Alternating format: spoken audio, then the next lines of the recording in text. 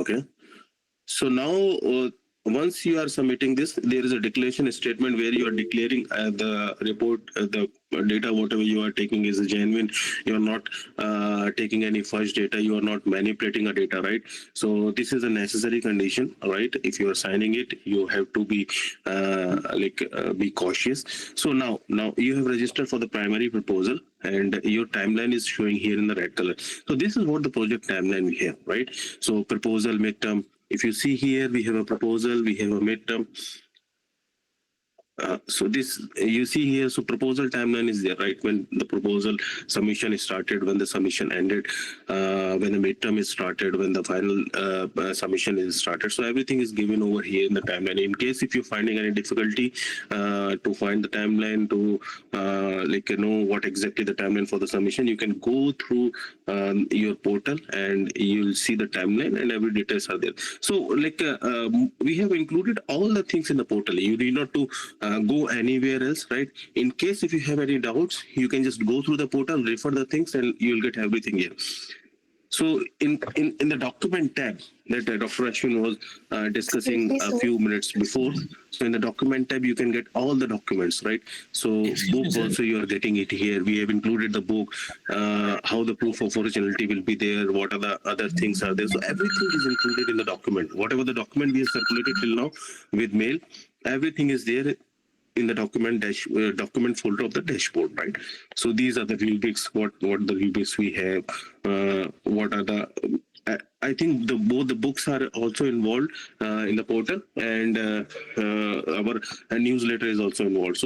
So you don't have to worry about it. Like the thing is that you have to explore the document. A lot of documents, a lot of relevant documents are there. If you are going to refer the document, you are not facing any challenges in completing the project. So we motivate you all to go through the portal, refer the document, at least review it once. Some students are saying we don't have how to make the reports. So already there in the book, we have structured the book in such a way so that a different domain projects you are able to see there, right? If you are working on a mutual funds, right, how mutual fund businesses are working, one sample report is there for that. If you are working for a grocery shop, one sample report is there. So you can refer the reports in the book, and just from there you'll get idea what exactly you need to do in case if you're finding a challenge, right? So if you are if you have some business which is related to the farming, you can go to the book. There is a testimonial and there is a project which is related to farming. So if you refer the project related to your domain, you will get an idea what exactly the business problems are the particular businesses are facing on, right? So this is what exactly about the document. And we have a ticketing system in the portal itself where you can raise a genuine ticket, right? So this is the book, and I'll go to the ticketing system now. Yeah, so this is what I want to say. Like we have one format, right? So this is the format we have for the reports making. For proposal, we have made a format, but the format will be same for all the cases, all the submissions. Only the thing is that your content and your headings will be changing, right? So if you are having a proposal, there should be a different content for the proposal. There should be a different headings for the proposal. There should be different segments for the proposal, right? If you are going for a midterm, there is a different segments for the midterm, and in a final, there is a different segment. But the main thing, like structure, should be same, right? What exactly the sample we have provided in the proposal, the same sample proposal format you have to use, unless and until you have to change only the categories or only the sub dimensions or your content with respect to submission stage, right? So this is what the ticketing system we have in the portal, where you can raise a ticket, right? If you have any issues related to the portal, just be cautious while using this, because if you are generating multiple tickets which are rejected, right? So it will come to us and we will accept or reject, right? If it is relevant, it is not relevant, you are raising a ticket for a reset portal and you are just putting some other content about the timeline. So after three false tickets, the portal will be flagged automatically and you will not be able to access the portal, and no more tickets will be, you are not able to raise any more ticket, right? So be careful while using the portal, right? So here we have a reset option. reset the portal. Reset the portal in the sense like in case if you are caught in plagiarized cases, right? So in that sense, like your whole reports will be removed, right? You have to start the project from the start, and then you can raise a request for resetting a portal. Then once we approve, your portal is reset from the start, and you have to start a project from the starting onwards with a new business. You can't just go with the same business. So you have to start with the new business from the next term onward, right? So this is the reset portal. Where you can reset your portal, request a reset for the portal if your disciplinary committee actions are done, procedures are done. You can raise it. After then, you have other cases also. Like if you see here, so this is what it is coming in your portal. Once the ticket is submitted, it is. Pardon? Okay, so you can see here, like once you have raised the ticket, in your dashboard only it is showing reset portal. Status is pending. It is pending because it is under review. Once it is reviewed, your status will be reflected in the portal, whether it is approved or whether it is rejected. So this is what about the portal. We have a different cases. If you see here for the portal also, if I'll go back, yeah. So there are different stages in the portal where you can change the stream from primary to secondary or secondary to primary, right? So if you are finding it difficult, like when you are starting the project from primary stream and you are finding it difficult to continue with the primary stream, right? Then you can just switch it to secondary stream, right? But the thing is that we are promoting most of the student for the to go with the primary stream in the first stage, because you already have a time for 2 terms, right? So your project fees is valid for the 2 term. You have a time for the 2 terms. So just try to go with the primary first. That should be the priority, because in that case you have a lot of benefits, right? Benefits in the sense, like if you're going for the primary, the first benefit is that you can just grade from like S to D, right? But if you are opting for secondary, right, so you should be your grade should be barred between D and E, right? So like if you are doing a great work, that is also fine. The minimum grade will be D, right? And the maximum grade will be D, right? So you should be very cautious when choosing the primary or secondary things, right? In case if you are pitching it first on the first stage, you are going with the primary, just continue with the primary. In case if you're finding it difficult, right? So next term also you can just convert it to the secondary. So this is what exactly the cases for the primary and secondary. Maybe Dr. Ashwin will just tell you more about it, like what exactly the primary and secondary is all about. So this is how the portal looks like. So from here you'll get all the details, everything you'll get from the portal itself. And from here you can just do like you can refer or anything, you can do it. Okay. So this is all from my side, and yeah. So this is all from my side, and yeah. So I wish you all the best to all of you, right? Just try to complete the project in time. You have 2 terms in hand, right? So just don't be in a panic or in a hurry situation. Just take your time, complete the project systematically. Like if you want to just go with a hurry, right? What happens? You are not able to meet the rubrics. You are not able to meet what exactly the document content should be, right? So in that case, you are losing your time indirectly, because if you are not making it properly, it will get rejected.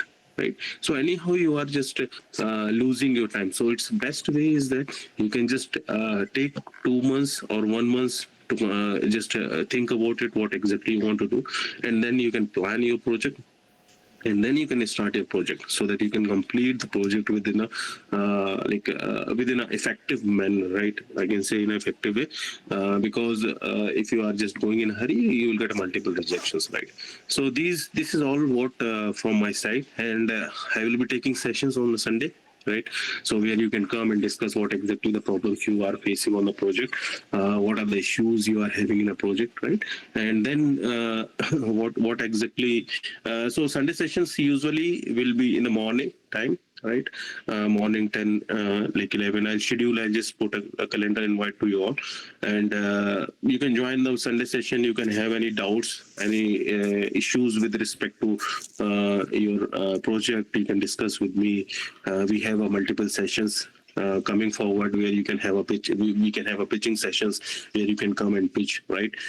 Try to pitch. We have activities. So we are trying to have some expert sessions as well. Like last time, we have conducted one session from a professor from France. Like she conducted a session on how to think about data, how to just analyze the qualitative data and quantitative data, right?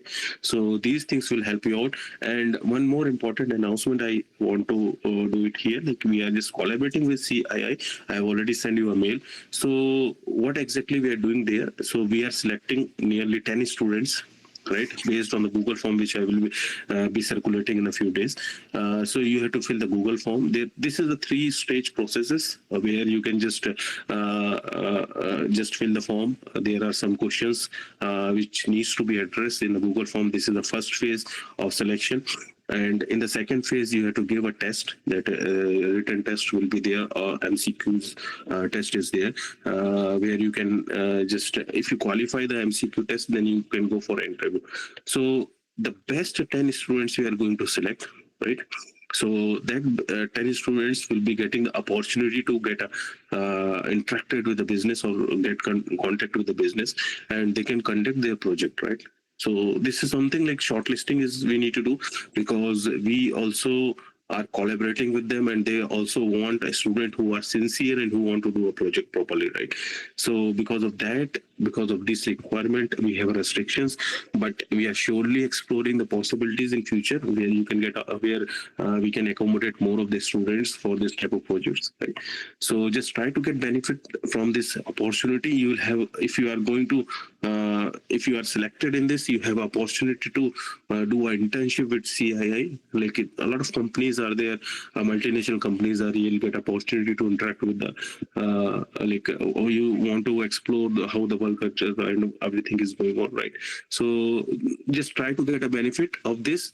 For that, what you need to do, you need to read all the documents, because whatever we are taking in the test, whatever is coming in like a Google form, first selection process, everything will be included from the business perspective and from the rubrics perspective. So if you are thorough, if you have studied the book, you will get to know, like maybe you are able to solve the questions, right? So just refer the book. We are giving you time so that you can just have understanding about the project, and might be the case in the first week of February we can have a test, right? So yeah, by this month end, I'll just share you the Google form, and then we can shortlist some student, and then we can just start the activity. Okay, so this is all from my side. Wish you all the best to all of you, right? So yeah, I'm winding up here, and then I'll meet you. Yeah, tell me. Sir, I have one question. So we'll be taking the questions later. We'll be taking the questions at the end. Okay, so let me do the presentations first. Yeah. So okay. It is related to something what I told. You can just tell me, but I'm not able to take too much questions because Dr. Ashwin will be taking Dr. Ashwin will be taking in the detail. Where is the submission to be done? Like on the portal, there is no link available. So every document that needs to be So what exactly you will do, Manasa? Once you will registered in the portal, right? You fill the form. There you are seeing the timeline option, right? So in the timeline option in the dashboard only, like once you are registered and you are eligible to submit your primary proposal, you will the icon will be pop up in your dashboard. It will automatically pop up. Right, so you don't have to worry about it. So once you find the first activity you need to do is something, you need to fill the form. The form means you are registered in the portal, right? Okay. So Aditya sir. Thank you. Yeah. Hello, sir. Aditya sir, I just want to confirm on that what you said, that selection procedure will be based on one thing, that all who will know all the procedure and that is given in the book. Or secondly, is there any more tools like required for knowledge test like Excel or some data visualization? Yeah, so you need to know about the basic data analysis, what exactly the basic data analysis is all about, right? What are the different type of analysis approach when you are getting a data, or how you have to explore the data, how you have to visualize the data, right? So the different visualization techniques you need to know, right?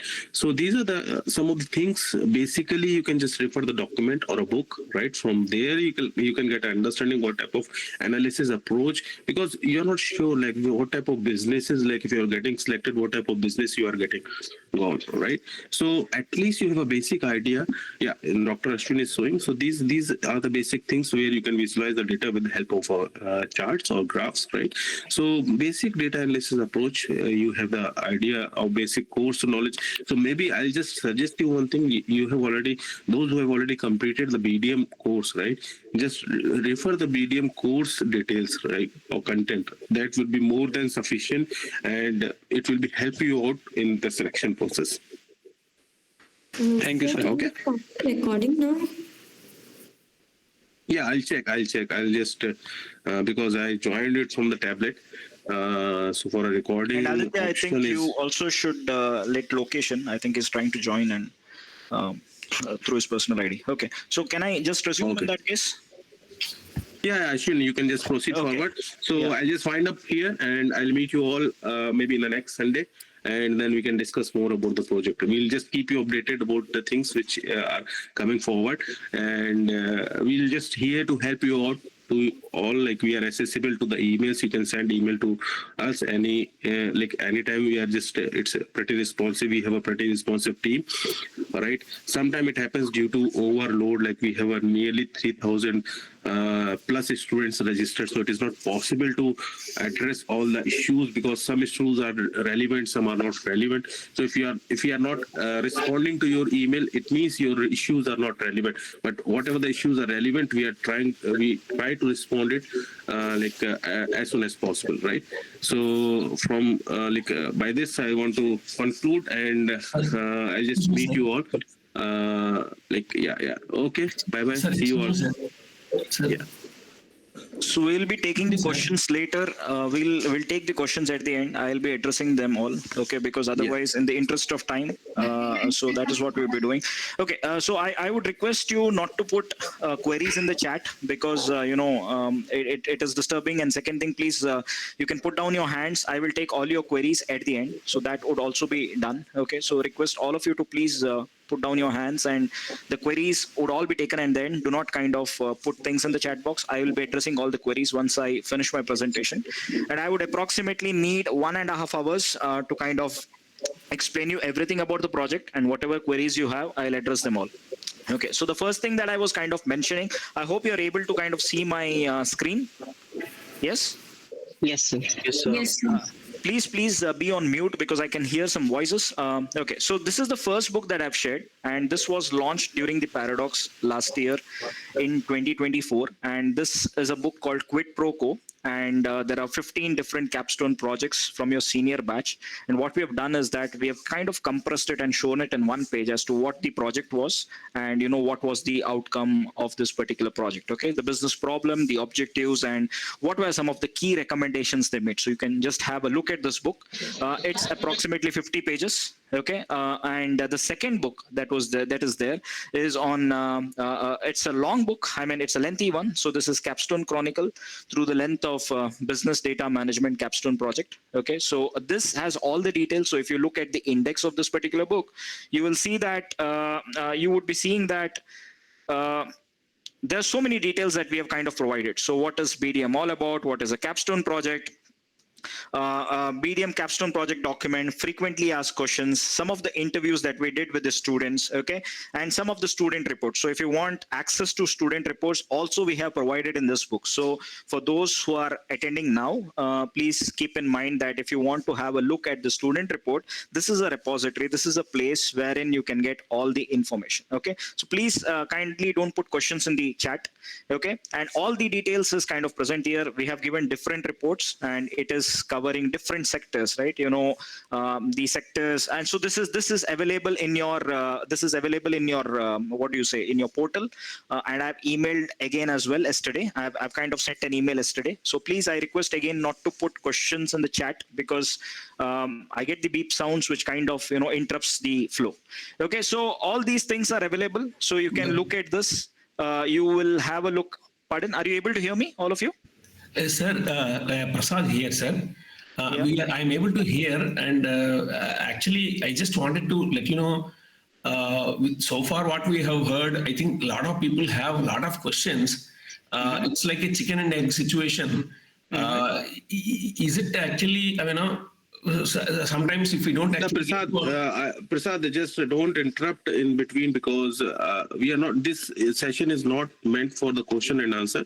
This is for what exactly the project is all about, right? Because there are a lot of people who join newly and they don't have any idea about the project. So maybe you can just we can have a different session where you can come up with a question and answer. Don't interrupt in between. Let him complete what exactly the course content is all about. He'll share each and everything, so that the newcomer who are there, they'll get benefited, right? Because without understanding of the project, there is no means of question and answer. Let him complete the things, how the project is all about, how it is structured, what exactly the rubrics is all about. Because I think if once he complete the session, your most of the doubts will be cleared out, right? So let him complete. Don't interrupt in between.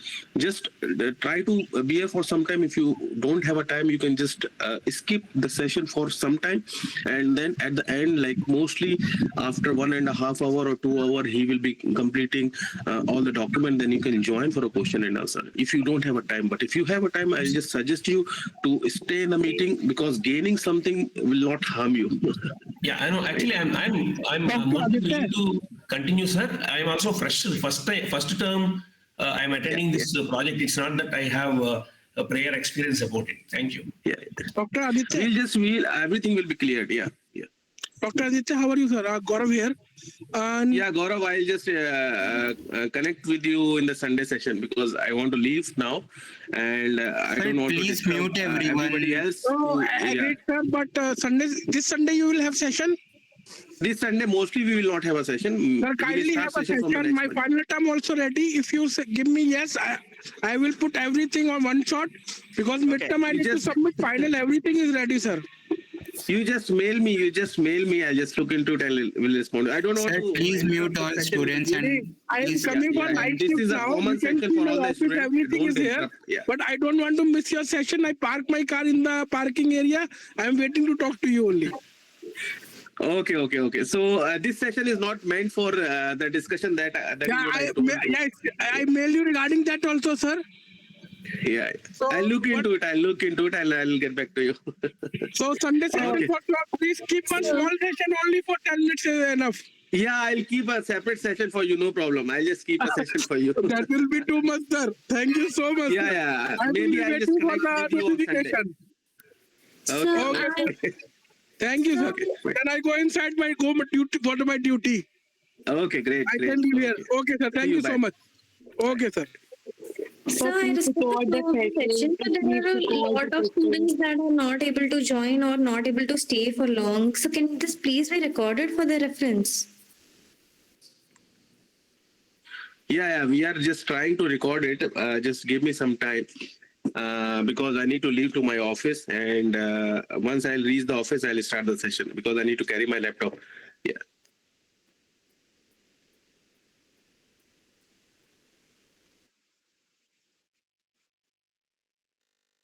Yeah, Ashwin, sorry to interrupt. You can just continue the session. Let Dr. Ashwin finish everything. Then if you have any questions, he will be here with you all.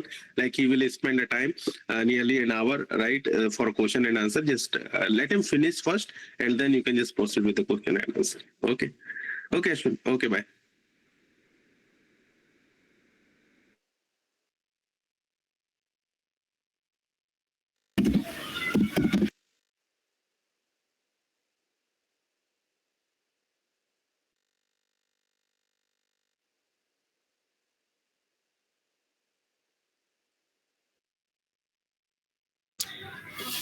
Just a message for Samir Thakur. If you are recording locally, please do share. I've pinned the message for everyone, so we'll be expecting that you have some local recording of the session. Thank you. Ashwin sir, you're not audible.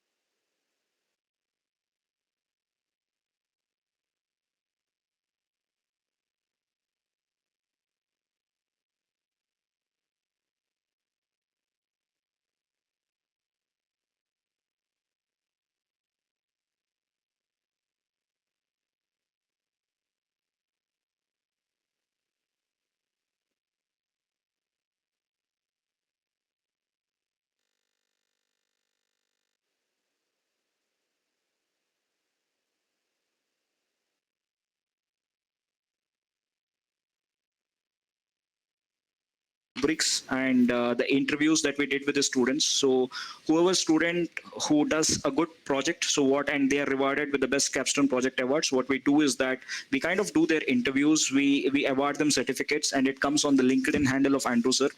And not just that, we kind of disseminate it on different social media platforms. And in fact, I have to thank my colleague Lakshmi Supriya for this. She's here. I'll introduce you to her later.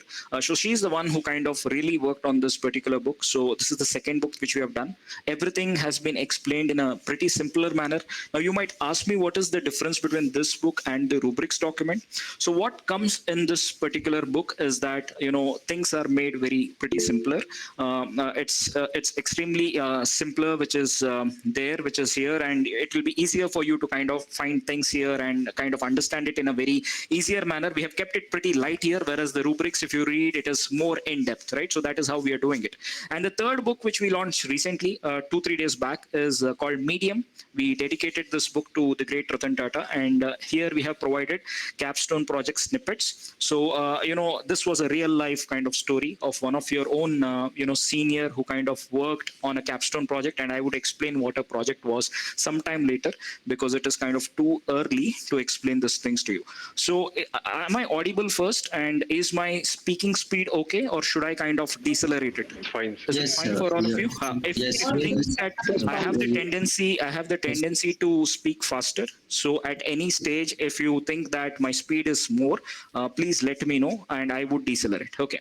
So now there are many documents that we have shared with you. And one of the first document that you need to understand is one of the first documents that you have is BDM Capstone Project Analysis with Primary Data. So I will not be taking your questions now. So please do not raise your hands. Everybody, please put down your hands. No questions in the chat, at least for 1.5 hours. And I promise to take all your questions before leaving from this place, right? So BDM Capstone project can be done in both ways. So there are two pathways. Okay, the first pathway is to do it with primary data. And as Dr. Aditya kind of mentioned, for primary projects, you have grades starting from S to E, which means you get all possible grades S, A, B, C, D, E. Exceptional work typically gets S. And, for secondary projects, there are only two possible grades, which is D and E. And that is because of the amount of work which is kind of involved. For primary, obviously, you do a little bit more work. For secondary, you're taking it directly from the repositories. And that is why there are only two possible grades. And the two possible grades are D and D. And we strongly recommend all of you to do it with primary data. This is because you're making a real impact. You're going to work with a real business, and you're going to work with them.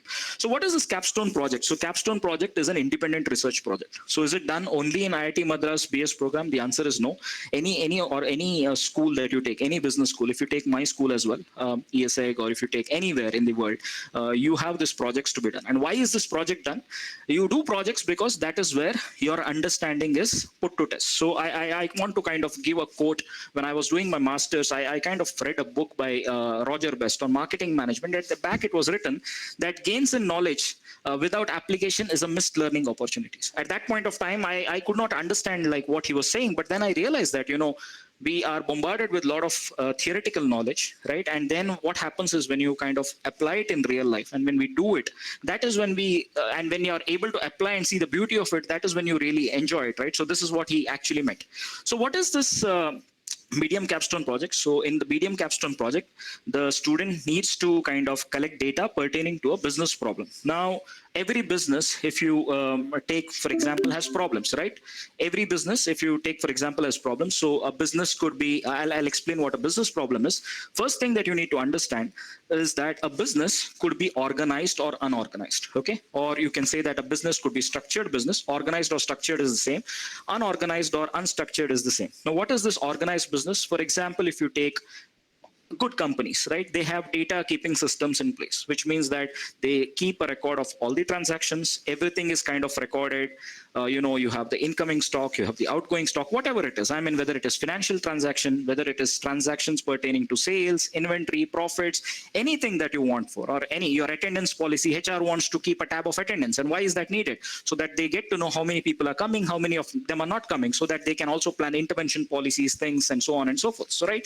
So everybody keeps data. And why is this data keeping needed? Data keeping is needed because you can understand, you can make decisions based on that. Okay. I believe that you have learned data analysis and statistics already, but in case for those who have not understood data analysis or statistics, I would like to take a class maybe a week from now where I will teach you in a very, very simpler manner. So basically they say that data is equal to information plus noise, right? So data is equal to the simplest definition of data is information plus noise. So the data is raw fact of an information which has no meanings. It could be numbers, letters, or symbols, which has no meaning.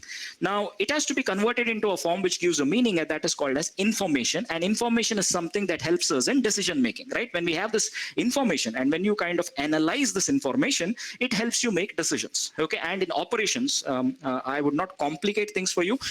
There are three things that we come across in life. There is something called as decision making under certainty. Now, what is decision making under certainty? That you have everything that is available with you to make a decision. So it is pretty easy, right? So this happens very, very rarely. But what happens in organizations and all is that there are other two possibilities that occurs, which is DMUR, decision making under risk. Okay. Most of the times the decisions are made under risk by having certain probabilities attached. For those who don't know what is probability, I will also cover probability. If you are interested in learning stats from the scratch, please do let me know at the end. I'll float a feedback form and we can cover that there. And the third thing that you have is decision making under uncertainty. So I said that there are three things. Decision making under certainty is where you have everything with you that is essential for you to kind of arrive at a solution, which happens very rarely in real life. The other two things that commonly occurs is decision making under risk and decision making under uncertain. So these are the two things which commonly comes across. And how do we kind of solve these problems? We can solve these problems when we have data which is available to us, and based on the data that is available to us, we make decisions. Are we sure that the decisions that we make are right? The answer is no, because again, you might know that there is some form of error which is always kind of involved, but still when you are kind of making decision which is backed by data, the probability that you would go wrong is very, very less. So this is the simplest way I would kind of define it. Maybe people would have defined it better than me. There are better stats teachers who would have done it better than me as well, but this is the simplest way for you to understand. Now, what is this organized business? Organized businesses are those which have all the data keeping, right? If you take distillery, for example, take any store, take banks, where data, everything is maintained, right? Everything is present with them. And this data, for example, for banks, what does this data mean for them? It helps them to know how many of them are paying their loans on time. Are they making the EMI payment on time? So all these data is important for them. Why? Because this helps them to know who is paying on time, who is not paying on time, correct? So that is for the banks. Now, if you take a look at unstructured businesses, like for example, kirana shops still do some kind of data keeping. If you look at, vegetable vendors, street cart vendors, and sometimes to some extent, kirana shops in tier 2, tier 3 cities also, you'll see that they don't keep data. They are not bothered. Okay. For example, my brother, he's in a business. So he's a businessman. And basically until 2014-15, they never kept data. So what they typically did was that they wrote it in a sheet of paper and, in a language perhaps they could understand. And most of the time what was happening is that at the end, when they were doing a balance sheet at the end of the day, my dad used to tell ki 20,000 is excess, and some days they say is that 5,000 is excess, some days they say is that 15,000 is short. Every time, they were confused, and all this blunder happened only because they were not doing data keeping. And then what happened is that when I joined my PhD and I told them that, this is what we need to do. We have to buy a laptop, we have to maintain an Excel sheet. And firstly, they did not like this idea when I told them, because obviously there was a bit of, what do you say? I mean, my father said that you are more of tech savvy, you've gone to a city and now you're thinking all this. We have been doing this from years. all this is not needed.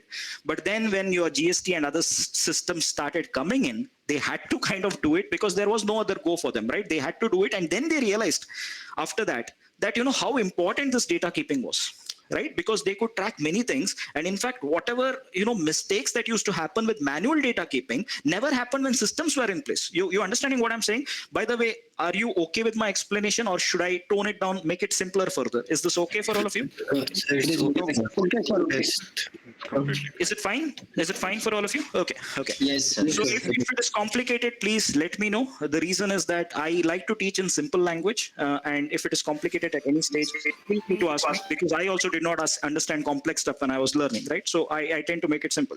So now what happens is, let's say that your restaurants, your automobile sectors, IT sectors, supermarkets, they keep data with them. These are organized businesses. And then you have on the other side, you have the small kirana stores. You in fact have some wholesale businesses as well. You have this vegetable vendors who do not maintain data. And what is the problem of not maintaining the data is that you really cannot make the right decisions. You really don't know what's happening around. You don't have a tab of the incoming and outgoing stock, there is nothing you can decide, right? There is nothing which you can be doing. So now what happens in a BDM Capstone project is that with primary data, what you do is that you reach out to a business first. As a first step, you reach out to a business. How to reach out to a business? Please mute. I can 116. Somebody mute. Syed. Okay. So what you do is that you reach out to a business. You try to identify the problems that they face. The problems. Every business has problems. No business can say that we do not have problems. Every business has problems. Some problems they may be aware of. Some problems they may not be aware of. Okay. There is also a possibility where there are problems, but the businesses are not aware of it. And I'll give you examples. You identify the problems. Then you take a particular problem and you collect data pertaining to it. You kind of do an analysis and you kind of give recommendations based on that. So this is in its simple form. This is what your BDM Capstone project is all about. Now in the primary stage, you should not be collecting data. You should be collecting data from the businesses. Okay. So primary means you're collecting the data at hand. So either the businesses give you the data. If they do not have the data, then you can collect it on your own by doing surveys. So you might ask me, like, for kirana stores, what is that we do? They are not collecting the data. And the answer is that you can just give them a small paper and ask them to kind of make a note of the transactions. You can go once in 2 days. Some students who are in the vicinity went every day, or you can even go, let's say, after a week, and you can just collect it and you can just do some analysis. So these are the different ways you can collect data.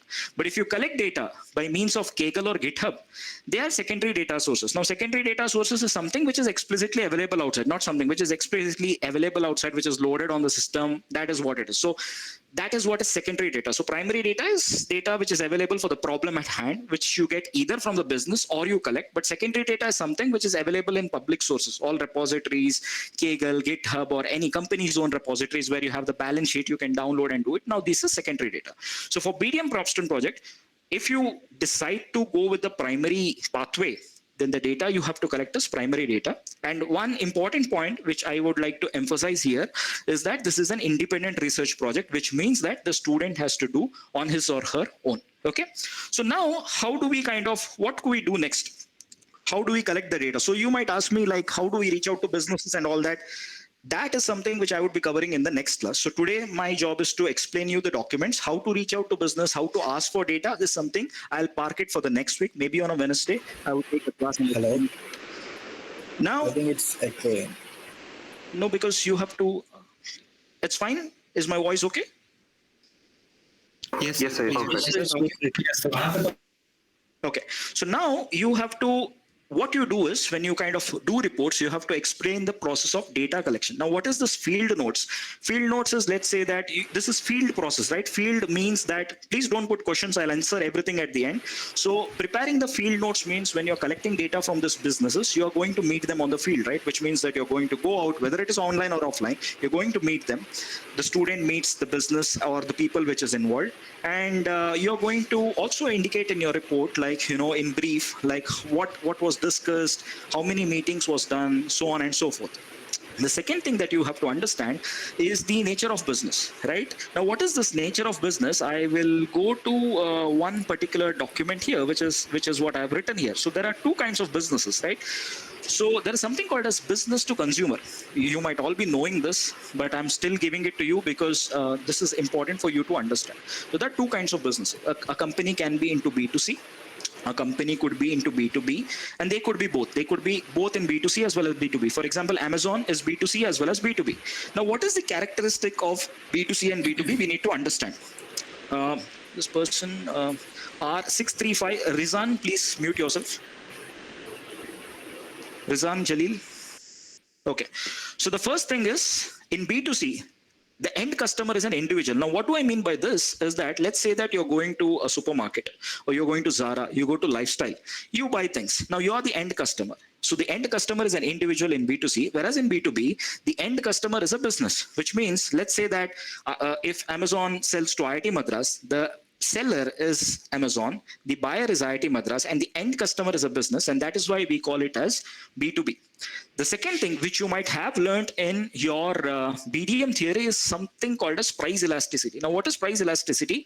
When the price is varying, what happens to the demand? Now, I'll give you a simple example.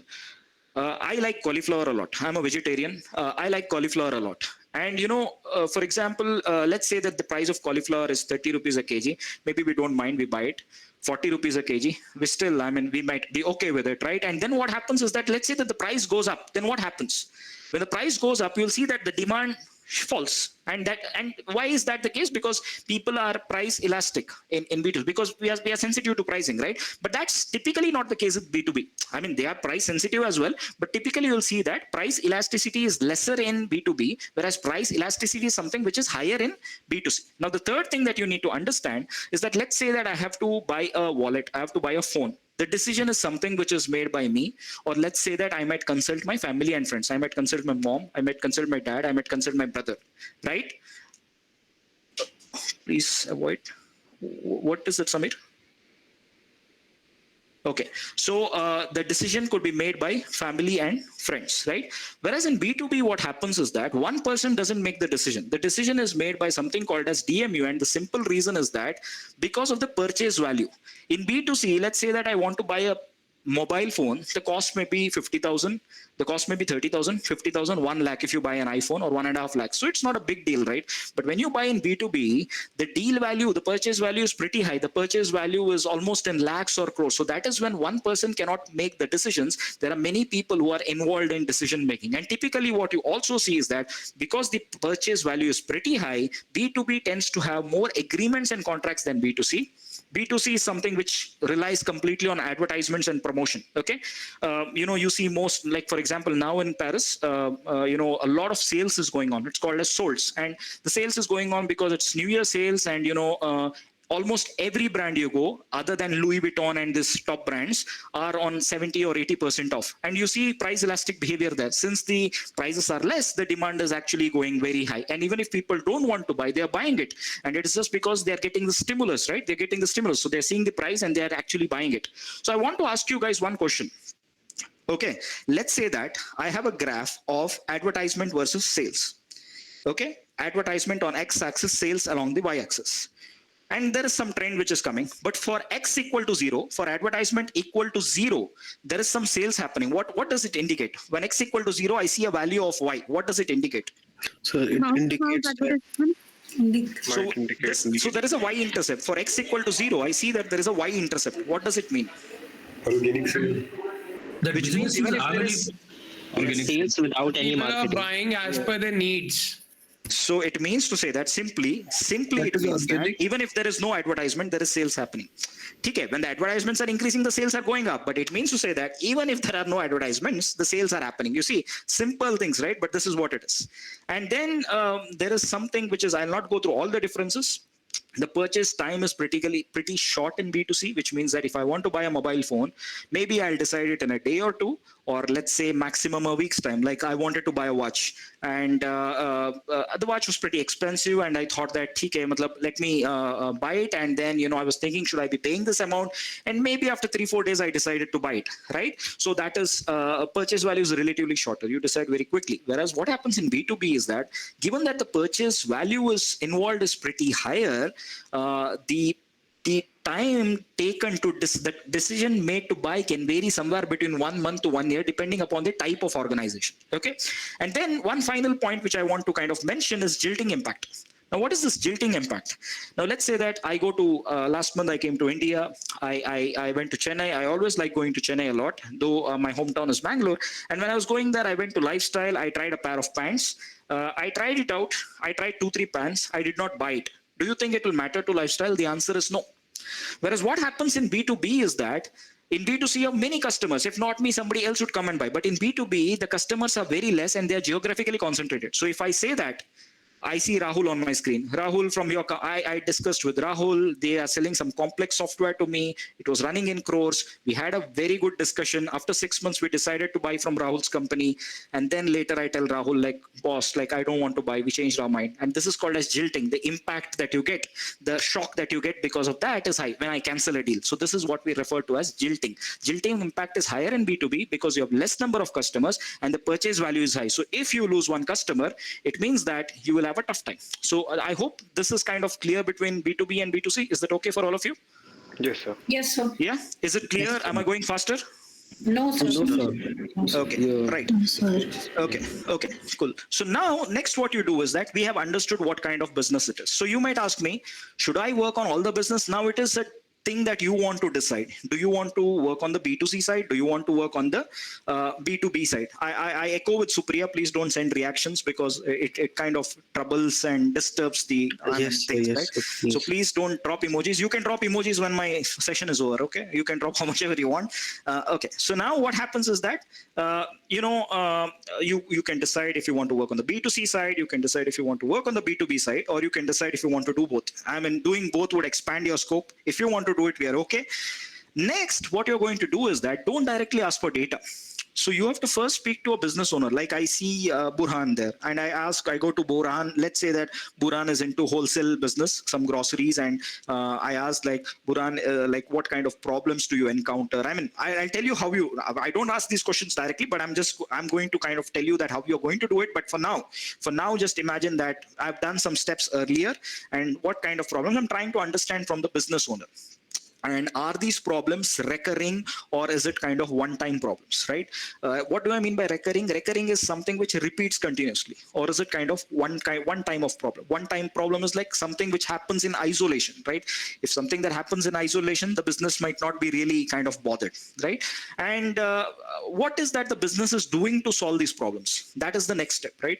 Is the business doing anything to solve these problems? If they're doing, what is that they're doing? So this is how you kind of identify different problems. And then the business owner, typically when you speak to any business owner, you'll see that they'll not have one problems, but they'll have multiple problems. And what you are supposed to do is that you have to narrow down. You have to kind of narrow down and identify what problem is that you want to work on. You may choose to work on 2-3 problem statements too. If you think that the data that you have is less, then you might perhaps want to have more objectives. But if you think that there is one particular objective, but you can finish all the heads that we have asked for in the rubrics just by that one objective, you can still go ahead with that. Okay. And then you decide on the data collection and the time period of data collection. There was a question, how much should we be collecting? Should we be collecting of 1 month or 1 year? More is always better. I'll explain why at a later stage. And then we need tangible evidence, which I will cover shortly. Tangible is something which we can touch, see, smell, feel, everything. So that is tangible evidence. And then once you identify a problem, the next step that we have is you have to identify the variables that are needed to solve the problem. Now, let's say that the problem is, stock outs and things like that. I'm giving you one example. Stock out is a common problem in any wholesale business. Like we have a business, and the most common problem that we have is stock out. So what is stock out? Stock out means the product going out of stock. And does it impact my business? The answer is yes. Is it a business problem? The answer is yes. Business problem is something which impacts the business, right? So that is something which impacts the business. Now, what is a technical problem? A technical problem is something like, say that an app upgrade is needed, we need a fix, we need to kind of do an upgradation of this thing. These are all technical problems. Okay, they indirectly impact the business, but not directly. Business problems are those, if you do not solve them, it impacts your business. For example, if there is customer churn, what is customer churn? If customers leave you, will that impact your business? Answer is yes. Is it a business problem? Yes. If the stock outs happen, will it impact your business? The answer is yes. If there are service failures, will it impact your business? The answer is yes. If there are some problems with the data keeping, will it impact your business? The answer is yes. So these are all business problems. And in the session on Sunday, Aditya would be kind of explaining to you the difference between business and technical problems more. But in the interest of time, I hope you have kind of understood what it is. Now, once you get the data, once you know WhatsApp groups, already I'm getting bombarded by so many messages. No messages, please, at this time. So what happens next is, now you collected the variables. Now you know what variables are needed to solve the problem, right? So you spoke to the business owner and he said stock outs. And then you said that, okay, give me the opening stock. Let's have information on the closing stock. What was the price at which it was sold? So you collected this data for certain time period, right? You got it. And what you have to do next step is you have to clean the data. Now, what is cleaning the data? I said in the very first beginning, I said that data is equal to information plus noise. And what you have to do is that you have to clean these noise. If you do not clean the noise, if you do not clean the data and proceed with analysis, it will result in erroneous calculations. You result, right? Erroneous outputs, erroneous analysis. Now, what do I mean by that? Let's say that there are 3 kinds of breads available in the market. And the cost of bread is 12 euros per kg, 13 euro 50 cents per kg. And let's say that one, it is showing like 1,300 rupees. Now 1,300 euros. And you very well know that it cannot be 1,300 because it's way much, right? Bread cannot be costing that much. And if you proceed with that analysis, you'll see that you'll see a shift, total shift. And if you're going to kind of base your analysis and tell that this is what it is wrong because it is erroneous. So in such cases, what you have to do is that you have to clean the data. And how to clean the data, I have also given you a PDF on how to do data cleaning. So that is also done. So how do you understand? So let's say that a person does surveys, right? I hope all of you know what surveys are. Yes. So let's say that the question is, we have given some 10 questions. And how do I understand a person has responded correctly to a survey? Let's say that a person marks 5 everywhere, right? A person marks 5 everywhere. Now, does it mean that the person read the survey? The answer is no. Very unlikely that the person has read the survey. So what we do is that when we design surveys, we do it in such a way that we put a mix of, questions which are positively worded and negatively worded. So obviously, if the one question is like, 4 or 5, the second question will be the opposite. You do it in such a way that, and then in between, to capture the attention, you say that, okay, the shoe size that you see is, if you have read the number 19, then tick 5. Then if the person, I tick 3, and then if the person has ticked 5, that means that you discard that service straight away. That is a data cleaning process, one of the data cleaning process. So you read the number 19, then click number 3. And if the person ticks 5 straight away, it's an easy thing for you. This means that this person hasn't read anything, and you just tear it off and throw it off. Okay. Once you have the cleaned data, now you have the best data that you have to analyze, right? And what you do now is you analyze them. And for analysis, what you do is that you have to draw graphs, right? What kind of graphs to draw? I hope all of you have studied statistics statistics, I presume you have studied, yes? All of you? Yes, okay. So, and what happens in statistics is you would have learned different graphs, right? There is a qualitative variable, there is a quant variable. What happens? For example, if we want to know, countries and their literacy rates, the best graph for that is, which is qual versus quant, then we might go with a box and whisker plot. Okay. But let's say that if it is 2 quant variables, then we might go with a scatter plot and kind of tell whether there is a correlation which is there. What is correlation? As one value increases, what is happening to the other? Is it positively correlated? If X is increasing, if Y is also increasing, we say that it is positively correlated. If X is increasing and the Y is falling down, we say that it is negatively correlated. If it is scattered all around, then we say that there is no correlation. So these are all important things. You might have learned all this, but when you take your data sets and do it, you will actually see all these things. You'll be surprised. I mean, when you do it and when you get results like this, that is when you really know that you've learned something. Okay. Once you do this analysis, the next step is easy. I mean, you've done some analysis. You have to give insights from these analysis and not by conventional wisdom. Okay. If your analysis is not telling you that, you cannot kind of recommend things. Okay. So what you have to do is, what should the businesses be doing based on your analysis? What should they be doing, continue doing, and start doing? What is that they need to avoid doing?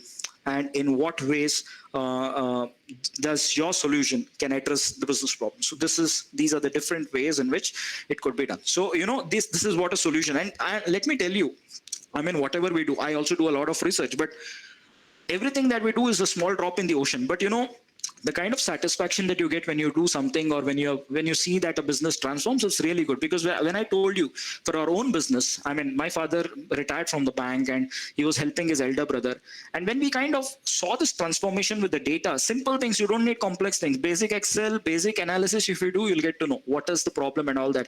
And the happiness that we got, we were very happy with the results that we got. There were a lot of stockouts issue happening. There was a lot of losses. The balance sheet never matched, because these guys never maintained data in first place. There was a lot of mismatch that was happening. I'll explain these things later. Okay. So now I'll explain the flow of project. So as Dr. Aditya said, the project has 4 stages, right? The first stage is proposal. I'll cover everything that would be coming in each stage. The first stage is proposal. The second stage is midterm. If you clear your proposal, you move to midterm. If you clear your midterm, you go to final. And to make things a little bit complicated this time, I have recommended Bharati madam to kind of keep a quiz, which I will be explaining to you, because we want you to learn and understand things. So we may be keeping an MCQ exams for you, which is just based on these rubrics and whatever documents I've shared, and then you'll have your Viva OC. Okay. The quiz part is under discussion, and I'll kind of brief you about it maybe in the second week, but I'll touch upon it. Now, how is the scoring done? Every time when you submit a report, at the very beginning, Dr. Aditya showed you the portal through which you can upload your report. And again, I will be showing you the portal link. And the next slide is the next page. There is a portal link. So what you do is that we evaluate your report for 100. It is scaled down to 20%. Okay. The midterm report is scaled down to 20 again. The next one is the final project, the final submission. It is kind of scaled down to 40%. And finally, you have a Viva OC, which is scaled down to 20%. So if you count all of them, 20, 20, 40, 20, it is 100% altogether. Now, one important thing which I want to indicate here is that please do not share your reports with others. As Aditya indicated, what has happened is that please do not share your reports with others. Please also do not copy from others, because plagiarism is a crime. In the last term itself, I think around 45 to 50 students were caught in plagiarism. At any stage, if it is kind of caught, then what happens is that the student gets a fail grade. Not just that, the student kind of gets a fail grade, and in addition to that, what happens is they would not be able to do it for one particular term, and they have to work with a new organization. So please don't do plagiarism. Plagiarism should never be done.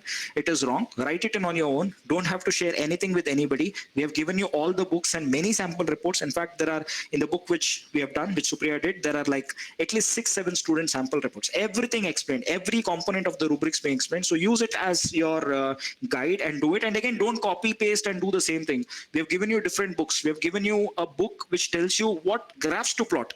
So once you have your data with you, you know what is the type of graph you have to plot. So even that we have done, right? So this is what we have done, right? So you need to restart the project and things like that. Is that okay?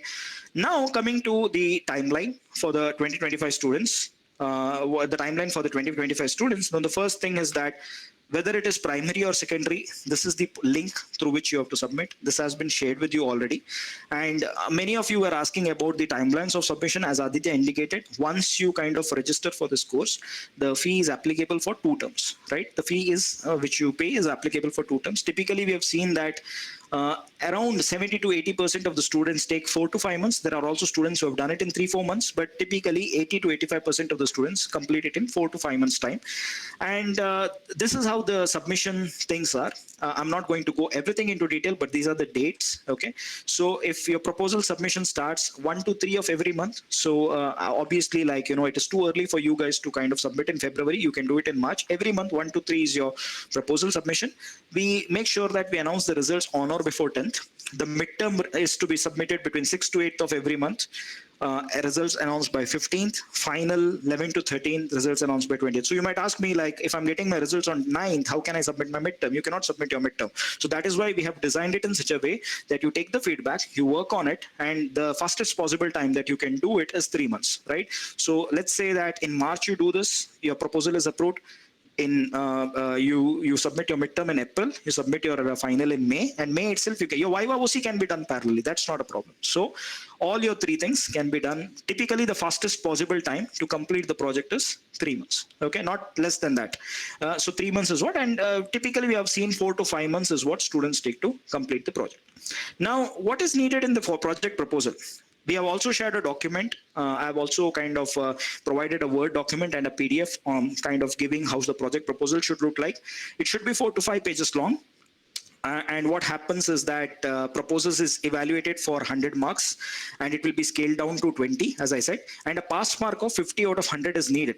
Don't worry about this, you will pass. You just have to attend the classes, read the books, and I'll tell you, the books that we have done is crafted in so simpler way. I mean, all thanks to Supriya, and you know, it is extremely simple. It will not take you more than 20 minutes to read. You might see that the books are big, but you know, it's pretty simple. Just read, go through it. And 2 objectives are needed. But as I said, if your objectives are big enough so that it completes everything, even 1 is fine for us. Now, what we do is there are certain checkpoints in the proposal, and we have given the weightage as well. So first, what we do is we see if the problem that you have defined, first thing, is it the business problem? If it is not a business problem, then it is rejected. And the second criterion is the plagiarism greater than 20%? So we have softwares like Turnit and we have Urkund, and we put it into that.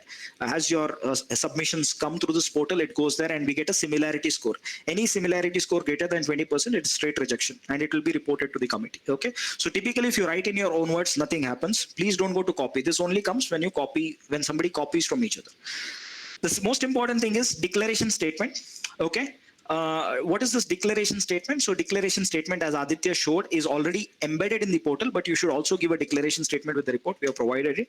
And this declaration statement just says that you're doing this project on your own, and you have followed all the ethical things, and you have not copied this. And if at any stage you are caught, you abide by and agree by the sanctions which is imposed by the institution. So that's it. Then comes the different contents which is there. You know, we start with the executive summary. I'll be explaining what it is. So these are the different contents in the proposal. I have one more document to explain what is this all about, but these are the different things which should be there in your proposal report, and it should be not more than like 5 pages, right? So totally, your cover page and all that should not exceed more than 8 pages. So what is this executive summary? I'll explain in some time. So executive summary is nothing but it's like a trailer of your movie. It kind of summarizes your entire report, right? So that is what executive summary is, which says that you're doing this is the particular kind of project works on this particular report. I have provided sample reports where executive summary is provided. In fact, look that of Anupam Chandra, the 246 pages book which you have done. So you have that thing. The second thing is to give information about organization background. What is the organization about? Where is it located? Whether it is B2B or B2C, how many people are there? What are their product or service portfolios? If it is product, you do it on product. If it is services, you do it on services. Then problem statement. You state what is the problem statement, and once that problem statement is done, you kind of list the different objectives, right? You kind of mention that what is the objectives. This is the statement, so this is what we wish to accomplish. There is a document which explains that. Give the background of the problem.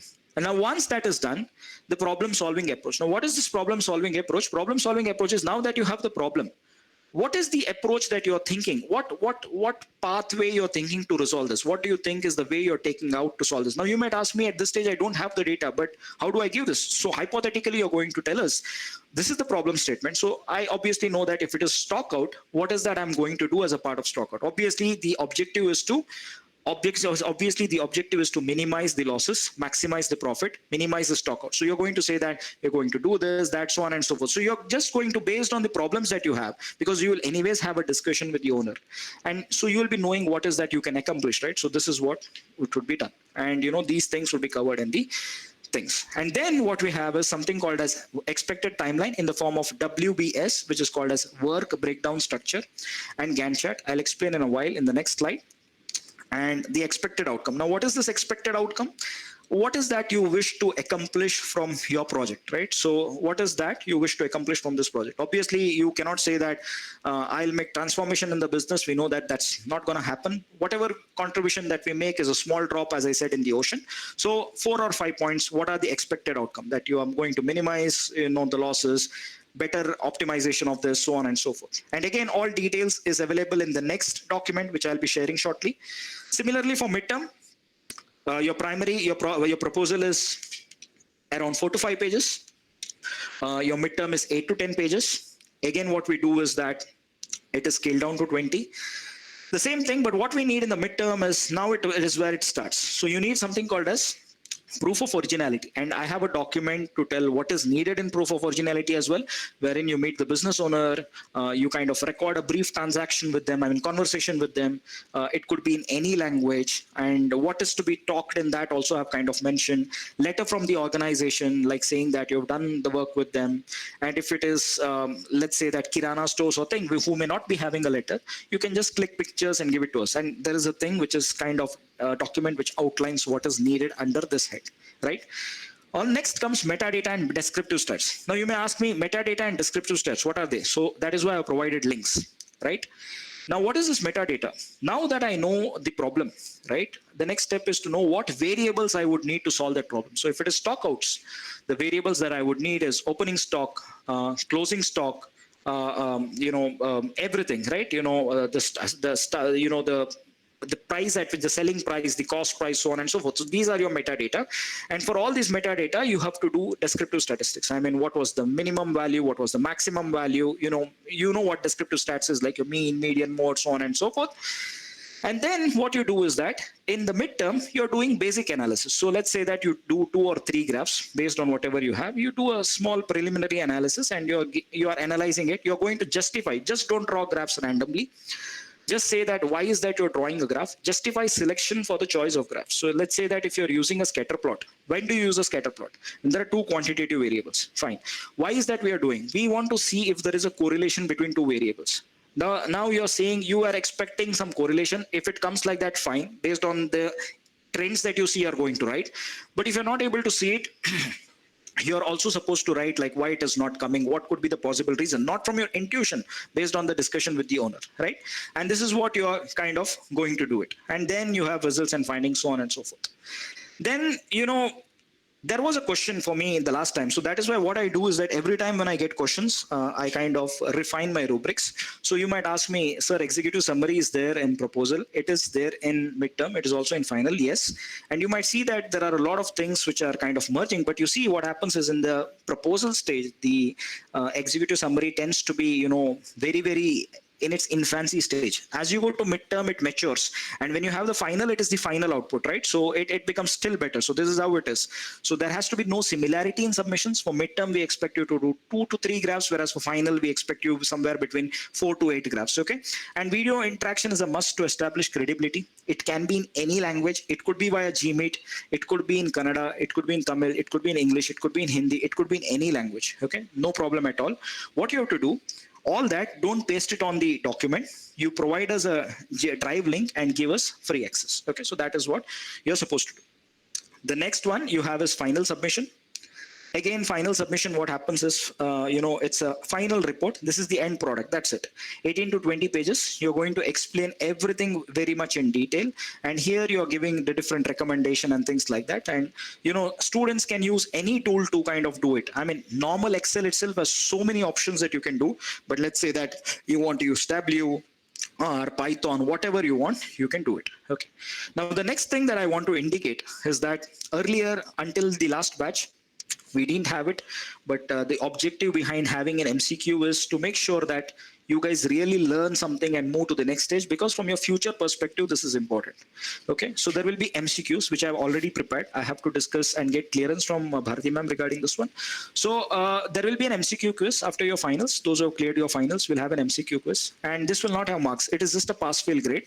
I will give you we might give you 20 to 25 questions, and it is simple, just based on rubrics. What is your understanding? So Gantt chart gives you this and this, true or false. Work breakdown structure is this. Primary project has has how many stages, secondary project has how many stages. That's it, simple questions, just to see whether you understood it or not. If you score 50% marks, straight away you move to the final one. So if you've cleared your final project, it means that you've completed your project. So that is what you can be assured of, that don't have to worry about it. Then comes your Viva OC. Very simple, nothing, you just have to make 10 slides. And what happens in Viva OC is that you will have an examiner, you will make a presentation approximately for 15 to 25 minutes, and you will be presenting your key things, right? What was the business problem, what was the organization, not exceeding 10 slides. You have to keep all your data sets ready, and what the examiner would also do is that randomly pick a graph and ask you to draw everything from beginning to end, right? Might ask you to reproduce, or might also kind of ask you to kind of, based on your data which is available, they might even tell you that, why don't you try these graphs and tell me something new, they might ask you. Okay, obviously if you cleared your final, you clear your Viva OC, that much you can be sure. Okay, then finally comes the textbooks. Many of them ask us about the textbooks that you wanted. So it is always good to have textbooks. It is important to read books. We live in an era of Gen AI, Chat GPT, but let me tell you that whatever I have learned or whatever Aditya has done, it is all because of the sheer amount of work that we put. Because during our time, we did not have internet. It was just that in 15 or 16 that, the 3G, 3G or 4G started coming in.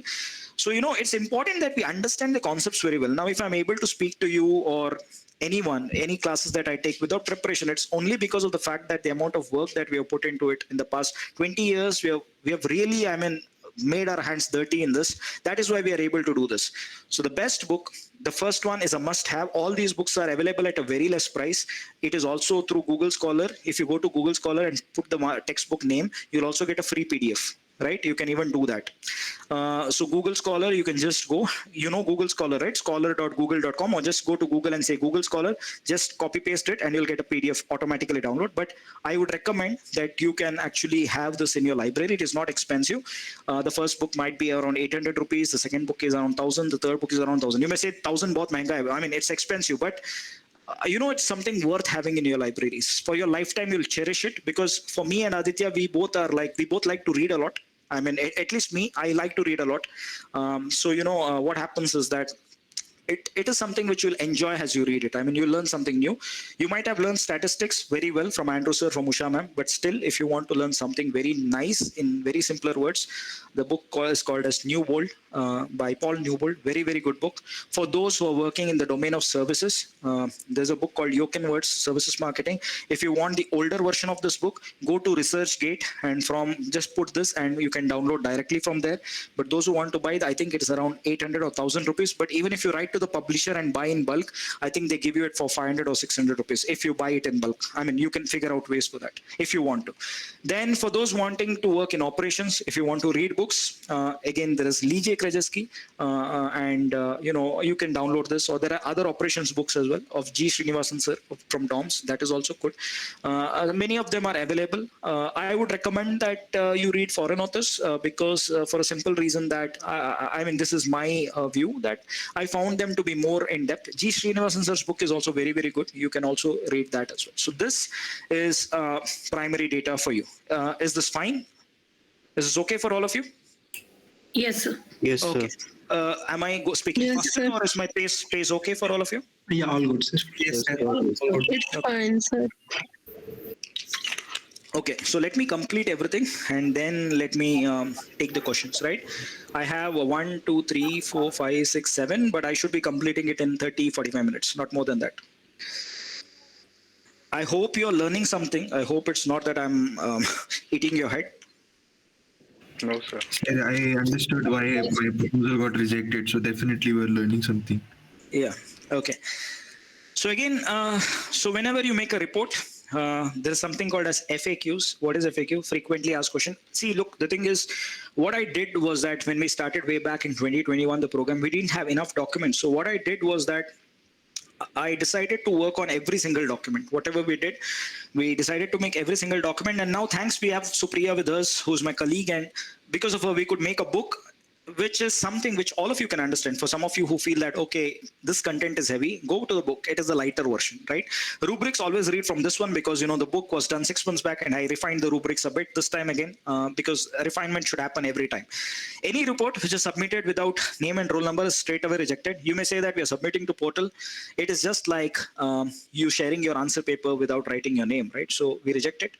And what is the spacing that you have to use? Spacing and fonts. It is Times New Roman 12 1.5. So this is rubrics, man. This is whatever I'm doing is rubrics. Rubrics is what do you say? Your document which tells you like how is that you have to do your project. That is what rubrics is. Okay.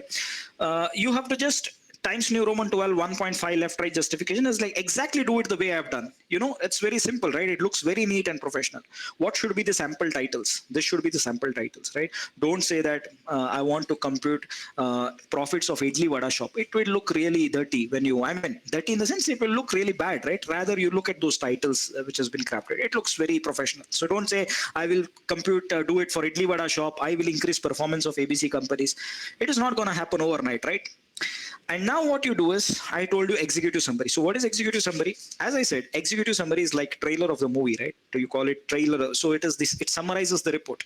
So whenever you give a report to a manager, what they would be first doing is they just check the executive summary, and that should very tightly kind of summarize what is your, so if you look at my research papers or this thing, it is like more of an abstract, right? You know, it should summarize the entire, you know, 10 pages, whatever, or 5 pages, whatever you read, you have to summarize it in 200 words, which is less than a page. You have to summarize it. So it should tell the reader what are the key points in the report. What is the purpose of the report? What are the major points? Brief descriptions, conclusions, so on and so forth. So you write an executive summary of the business for which you're doing the project. And then never say that I will find loopholes in the project, so on and so forth. We cannot find loopholes, as I said, right? So this is something which I saw from a student. He said that he's going to find a loophole and do it. I mean, see, loopholes are there everywhere. We cannot do everything about it. We always have to remain humble and realize that whatever we do is a small drop in the ocean. The next thing is to provide background about the company. So what is background about the company? Again, I've given information. What are the components that should come under it? Then you define the problem statement, right? And how do you understand, how do you identify problems? You directly don't ask the business owner. You have to meet them, you have to greet them, you have to speak to them. Now, how this is to be done? A separate session, which perhaps, let me do it next week on Wednesday or Thursday, not a Friday for sure. Then let me do it around 6:30 your time, or Wednesday or Thursday, or is 7 better, whichever it is. You can, when I float a survey form, you can let me know if it is 6:30 or 7. And 3 things you should always remember, right? You know, you have to be polite, you have to be sympathetic, you have to be professional. Yeah, gym is also a business, right? These are 3 important basic etiquettes which you have to remember. So in fact, today was very surprising for me. Like I got a LinkedIn request. I usually accept all requests because, I mean, it's nice, right? You accept requests and all that. And then suddenly I get a message. It was one of the BS student. I mean, I would not like to name him or her. And then I get a YouTube link saying that subscribe to my channel. And that channel was making crafts. So you understand. So you have to understand the basic purpose as to why, you know, these things are being used. You know, you have to understand the purpose of every channel and why it is, you should not be spamming, so on and so forth. Once that is done, you kind of state your objectives. Okay? This is kind of mentioned here. I'm not going to go deeper because I've stated it in very, very basic terms. Okay, now once that is done, what kind of data to collect? It depends on your problem statement, right? Now let's see here. If your firm is facing stockouts, what is the data that you will need to kind of address this? I have written it down. Opening stock, closing stock, reorder points, EOQ is economics of order quality. That YouTube channel is already in the document which I've shared. Go to that primary rubrics and it is there in that. Okay. And once you get sufficient variables, now you decide to plot. Now I'm dead against Pareto. Now the reason is simple. Pareto is good to know, right? 20% contributes to 80% issues, 20% contributes to 80% profits, but we all know it, right? Which is going, which is not going. So some of the sample graphs I've shown, like don't have to do the same thing. For proposal, you don't need it. I'm just showing, like, you know, this was done by your own friends, Cherian Verghese, Jaydev. They also won the best project award. And then comes what we call as timelines. It should be given always in the form of WBS or Gantt chart. What is WBS? WBS is work breakdown structure. Go back to YouTube, read something on what WBS is, which means that let's say that you're constructing something, or let's say you're starting your project. As a part of data collection, what is that you did? You're going to describe everything in detail. Data collection involved discussion with the business owner, identification of problems, narrowing down the problems, collecting data. You see, you're giving the different things that were there in data collection. This is breaking the works into different parts. And then you have something called as Gantt chart. Now, what is this Gantt chart? Gantt chart gives you the sequence, timelines. When are you planning to finish this? Now, don't say that proposal I'm submitting this day and I'm doing. Timeline of the project. Timeline of the project doesn't involve like, when I'm going to submit my project to IITM. No, not that. For your jobs that you're doing, what is that it is going to happen? The difference between WBS and Gantt chart is WBS gives you the different things, the breakdown of the different things which is there under the main head, whereas Gantt chart is kind of telling you the timelines, the sequence of these events. And you might ask me a question. That, sir, how is this possible together, right?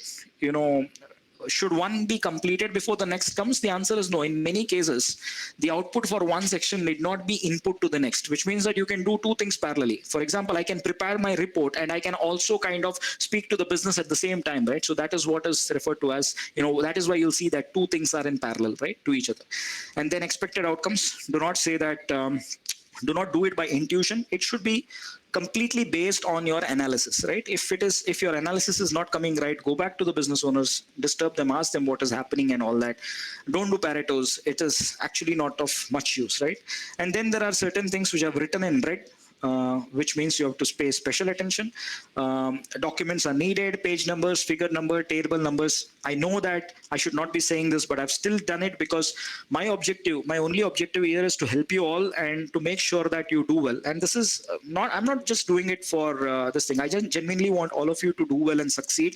I want you to all to be the best. You all have to work hard and, earn it. So, do it in a professional manner such that, when somebody sees your reports, it is like you get that wow factor. I mean, this project, if done well, honestly, can actually open more avenues for you, and which has happened with many students as well, right? So this is extremely, extremely important. So this is my document number 2.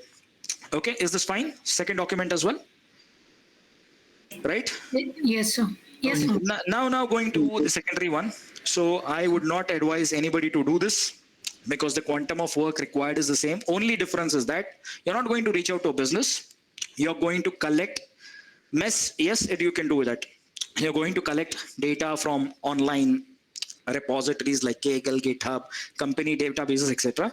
Now the grades that we give is only D&D. Why D&D? Because you're not meeting anyone. If people are busy and so on and so forth, there are only 2 stages here. You just have a proposal, you just have a final and a Viva OC. That's it. But the grades that you get is D&D. That's it. Nothing. All the other things are the same. What to do, how to do. The rubrics is same as that of the primary one. Everything remains the same. So I've indicated here that the rubrics is same as that of for proof of this thing. You see, everything is same. I mean, no changes. Absolutely no changes. Everything is the same. Here you don't have a midterm. You just have a proposal. You just have a final. You have a Viva OC. The only change is that data there you collect by reaching out to a business, right? And what you do here is that nothing, you just collect it from the databases. And because you're not spending much time or doing things like that, what happens is that there has to be some reduction, right? So the grades that are there for this is D&D. So does it mean that if I do primary, I will not get D&D? If it is done badly, you may still get a D&D. But typically what we have seen is that the students who have done primary, 10 to 15% got an yes, almost like 30 to 40% got A grade, and the remaining B and C. I don't think we have come to D&D at this point of time. Till now, we have never come. Rarely in 1 or 2 cases, we might have come across where it was very, very bad. And then in such cases where we found that, okay, whatever the student had done beyond this, if he or she couldn't accomplish something, then we decide to go for D or E. But so that is what it is. So, the rubrics, everything is the same. You just have to refer this particular document, which is on primary. So everything is the same. Now, so is this also okay for all of you? Is this fine? Sir, what is rubrics? Sorry. Rubrics is this document. This document is the rubrics, right? Oh, the rubrics means the document is referred to as rubrics. Okay. It's hand-holding document for you, which will tell you what is to be done in the project. So that's why we call it. The name itself is rubrics, right? Okay. Is it fine, everybody? Shall I move to the next one? Yes, sir. Yes, sir. So, Yes, sir. 3 more documents. I think I should be taking, I will keep a tab of time, 20-25 minutes. I should be finishing this. Now, what happens is next, OMG, Kirana store, Gmeet and store photo is enough for, yes, it should be enough. That's not a problem. I'm sharing a document shortly. Please don't populate questions now at this stage. Let me take it at the end. So now, an interesting thing that happened during pandemic was that obviously I was in IIT and we were asked to leave our hostels. I hope that the pandemic doesn't come again. All our lives were like destroyed, distorted. And for us who are doing PhD also, it was very difficult at that point of time, right? For management research, you have to reach out to people, collect data, things were not working out. I went to my home because I had to leave my hostel. All of us had to leave our hostels. And then when my work was not progressing, I decided to come to Chennai. I stay in T Nagar. Many of you might know this place as well. And if you don't know, if you go to your Paradox, go to T Nagar, one of the most happening and beautiful places of Chennai, known for shopping. Everything you get, all brands, everything that you get there. Okay, it's very nice. I mean, my mother specifically likes this place because it's extremely nice, very, very nice place. Now, what happened in this particular T Nagar was that when I was staying around T Nagar is a place where there's a big bus stand and a big shopping market. And there are so many tea shops around, tea, coffee shops around, which is like, very common, right? In India, bus stands are there, then you have tea, small restaurants and all that. And there is this person called Vijay Ram's Coffee. And obviously this guy has an Instagram page, very colorful guy. He has his videos also on YouTube and things like that. So they were selling coffees around for $10. And I said, right, Indian customers are price sensitive. And I hope you agree with me, right? So 10 rupees. And during that time, student days, I had like 25,000-30,000 stipend. So obviously I would only have tea once a day because more than that, I would even think twice of having, right? Less stipend. I had to also support my parents coming from middle class family and things like that. So now what happens is that my interest started with this guy. So when I was staying in T Nagar, there was this shop called Vijay Ram's Coffee. You can Google it and also see. And this guy called Senthil, I got to meet this guy when I was going to have tea. And thanks Madhuresh for putting it here.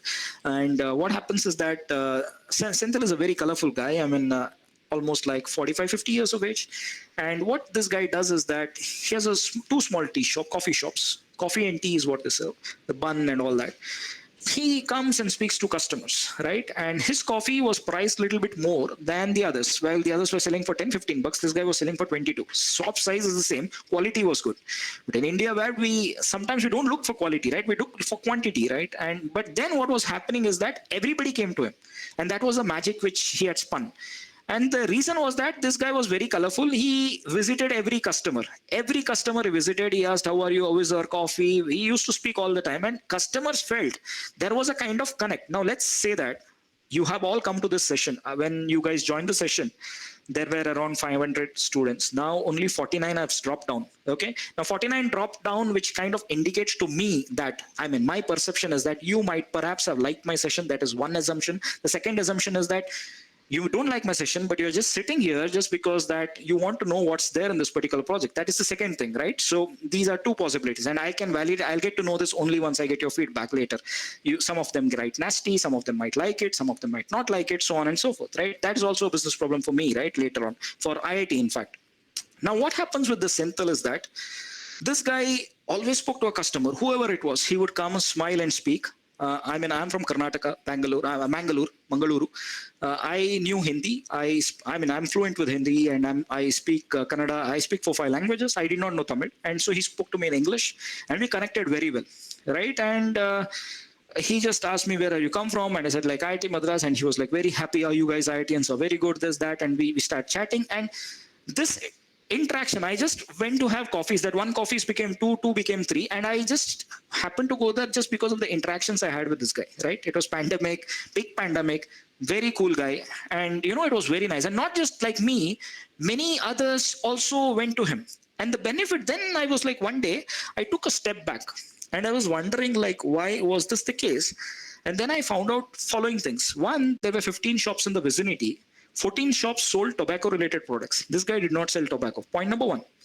Now, this guy realized that, people were price sensitive. They were buying things for 10 bucks or 15 bucks. So he brought something called as coffee shots. Okay. Obviously, the quantity was not much, but a smaller one, but at the same price. And it became a super hit in the market. What he did later is that he started keeping mini cutlets, samosa, so that people would also have it with. He would just ask, would you want to try this? We have made it freshly. Why don't you try this and all that? He started sandwiches. business was good.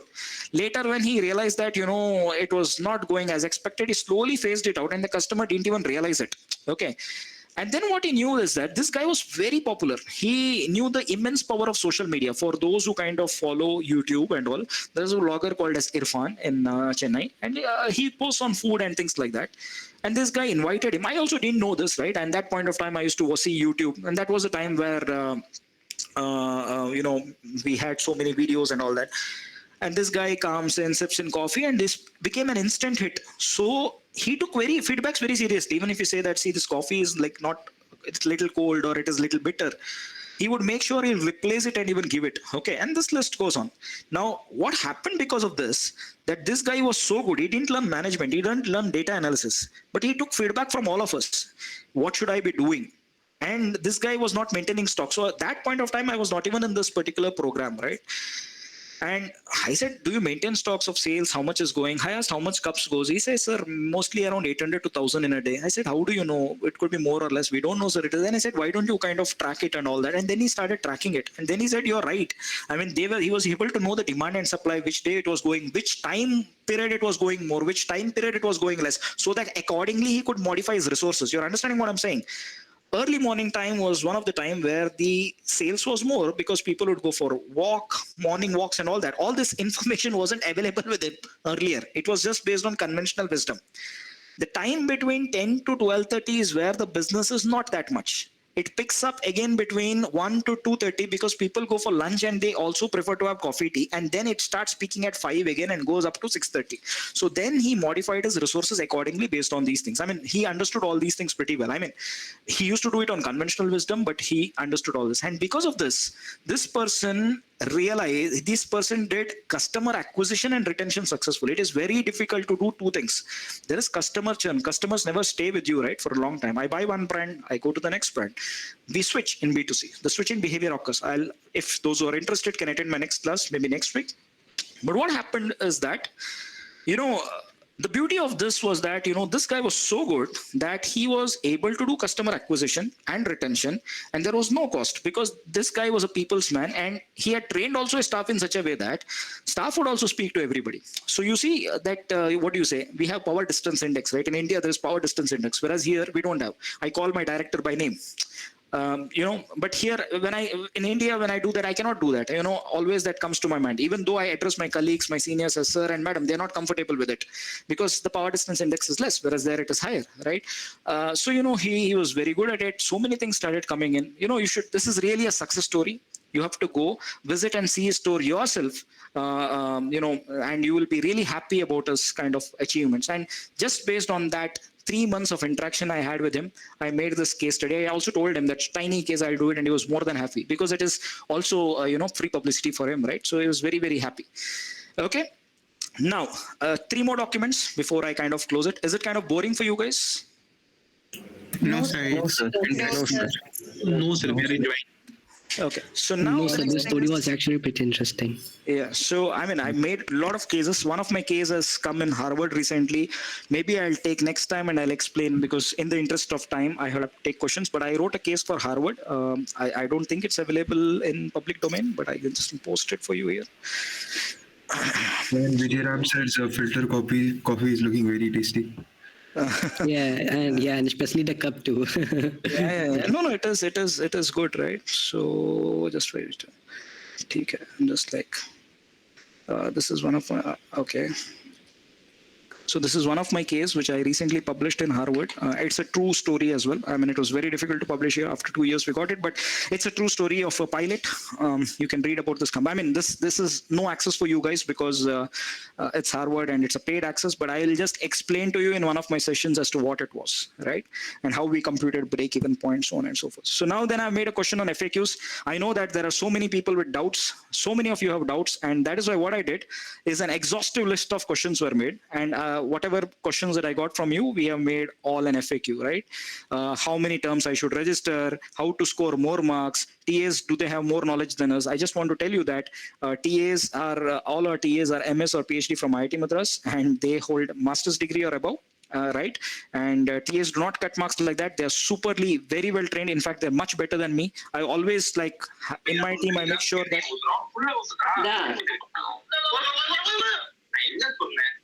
No, I think you have to mute. What is his name? Divya Darshini. Okay. So I always ensure that, you know, my team is somebody, I mean, when I hire in my team, they should be more, I mean, they should be better than me. So that is what I always look for, right? I mean, they should be better than me, because that is only when we have a competition and healthy competition that happens, right? So you have all these things. So TAs don't cut marks like that. So can we kind of increase documents and reduce live sessions? The answer is no. Attend documents. So I mean, attend live sessions, read the documents. My job is to teach you to swim. I will not be swimming with you. Okay. My job is to teach you to swim, and then I trust your abilities, right? So that is how it is. And then give a sample reports. Earlier it was a no. Now I have given you, because there was, then the complaints went to Bharti ma'am, and Bharti ma'am said that, why don't you do it? Then Supriya was my savior. So we did a book and we bought it out. Now it has 5 reports. Plagiarism, serious crime. Don't do it. Academic things get destroyed when you get this, you know, fail grades and things like that. Self-plagiarism is when you copy, replicate your own stuff. Don't do it. What are the different causes of rejection? I have given you these things. Some of them just want a degree from IIT Madras, do substandard work. We are working. Reasons, there are many. You know, for me also, I mean, I can give you a lot of reasons, right? Like I stay alone here, and I mean, many things. But, you know, if you have to work, you have to work. You have to get your hands dirty. If you want, you are now in the best institution in the country, right? So it is extremely important that you put in all your work, and trust me that this is going to add a lot of value in your life. When you do this successfully, you'll be happy. And not just that, Aditya has been doing all the efforts. You can speak, you know, Hindi. I'll come to you later. Okay. So Aditya has also put in a lot of efforts to do tie-ups with CIIs. We are getting prize monies for you and things like that. You know, whoever does, we just want to promote this. And in fact, we had the video is available on your Paradox itself. One of the VPs or senior VPs, when he had come, he works in a big company. They have all data in place. And he said he was like really shocked. And he said that I never saw something like this in my life. Because he was really touched when we told a story, which I'll narrate to you next. So all these things are that don't draw these kind of graphs. It makes me angry. So don't draw these kind of graphs. It makes the TAs and me, both of us, angry. And don't do these heat maps and all that. We know that this is nothing. Don't put screenshots like this. If you put screenshots like this, do unwanted SPSS and do all this, you are going to get rejections straight away. Okay. So this document, this is something which I'll cover in my next class. And before I go to the last 2 documents, I wanted to narrate a real life story that happened. I'll not take more than 15 minutes to close, and then we'll have the Q&A, right? Okay. So there was a student, I think 2 years back, 3 years back, 2 years back. The main motivation for me to do the documents was from this girl. Earlier, we just had some 5 slides. If you ask me in 21, 22, we just had 5 slides telling, okay, what's wrong with those graphs? Those graphs are wrong because there is nothing there, right? You want to see how beautiful these graphs are? So yeah, look at this. There is nothing. Something is written in this. There's nothing here, right? No x-axis, no y-axis. What is there here? Heat map. It is not telling why it was done. What was the reason for doing it? Pie chart should not be done more than 5 pies. And see here, 20 to 25, 25 to 30. Is it right? The answer is wrong, right? If it is 25 to 20 to 25, then it should be 26 to 30. The range is also wrong. Everything is wrong. So you understand? So that means that the student, he or she, has not really understood statistics properly, right? So statistics is not an easy course. For those who want to really learn stats, we can accommodate. I can spend some time, maybe next week, or you write to Bharti ma'am, ask for my session, and maybe then I can accommodate. We can do some 3 or 4 sessions where I teach you everything in the basics. Right from basics of data and till regression or things like that. So you have to write to Bharti ma'am and just request for it, because otherwise, other faculties might get angry because I'm doing their sessions. So please write to Bharti ma'am and you can just request her. Don't write in the chat box, please write to her. Okay, so this girl, what happens is that in T Nagar, there is a T Nagar bus stand, to taking you back there. There's a place called Mambalam, which is just 500 meters from there, where there are vegetables. So T Nagar has 2, it is a place where you have the shopping place, and on the other side you have the vegetable big market. And what happens in this vegetable market is everything is unstructured. They sell on the streets, they sell on the carts. There are no data maintained, completely unstructured, completely unorganized. So this girl goes to a vegetable vendor who sold her vegetables, and she used to buy from, let's say, 2-3 years. very young girl.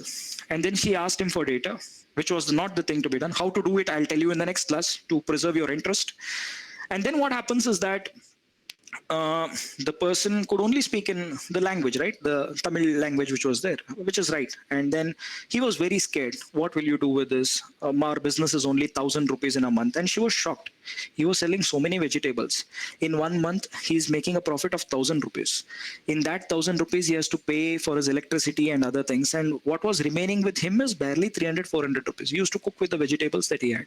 She felt very bad. And she asked us, like, what is that we can be doing? And then we had a discussion. We had a call with her. And then what she said was that this time in Medium, we have put her a story. So you can, Spriti KB is her name, right? And then later what happened is that she spoke to him and asked him, where do you source your vegetables from? And the vegetables were coming from a place called Coimbatore. Coimbatore is the main market of Chennai, and that is where it comes from. Now, the problem was the following. One is that this person never kept a note of what was coming in. And you know, in market, cheating is rampant.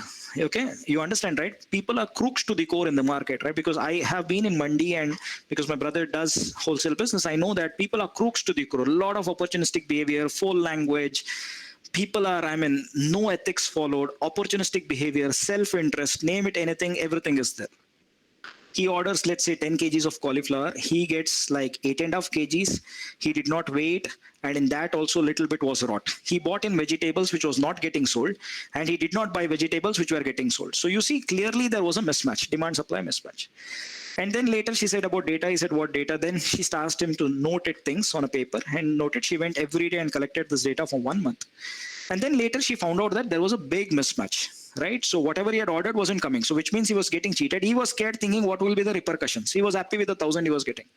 And later what she did was that she told him, like, look, I mean, in some cases, you know, you were supposed to get tomatoes, but you have not got it. You bought potatoes, which was not the case, which should not have happened. And then later, you know, she guided him and he started ordering. And the first month, the profits went up from 1 to 3,000 rupees. The second month, it goes from 3,000 to 5,000. The third month, 5,000 to 9,000. Fourth month onwards, 17,000. Then we don't know what happened. But what I'm saying is that she didn't do something extraordinary, basic things. And she said that, okay, there were many vegetables that were left over. And the idea, she asked me, sir, what do we do next? So I said, like, you know, there's something like the cut vegetables that you sell, right, in the market. So I said, like, for sambar, give it for 20 bucks. You cut it right in front of the customer and give it to them. Say that you want to take it for some little extra price. And really, I mean, I have to say that, you know, literally all of us were shocked. That was the, I mean, I have to applaud that girl because brilliant work. Just by normal Excel, by sheets, she was asking me, and she sent me at least like 70, 80 emails. I just joined my school at that point of time, 2022 September, I remember. Just my first month in my school, and I was getting mails from her. And really, it was nice, you know, to see such an impact she made. I mean, so we wanted to honor her, and we put her story in Medium. Okay, so I mean, it was really brilliant from her. And she changed the life of this vegetable vendor completely. The vendor understood what the problems was. She spoke, he spoke in Tamil, he was really scared and all that. That is why we say, record this, feel it for organize. So you may ask me, should I do for organize? You can do it for organize, but you know, just for 1 second, I have to take a mail.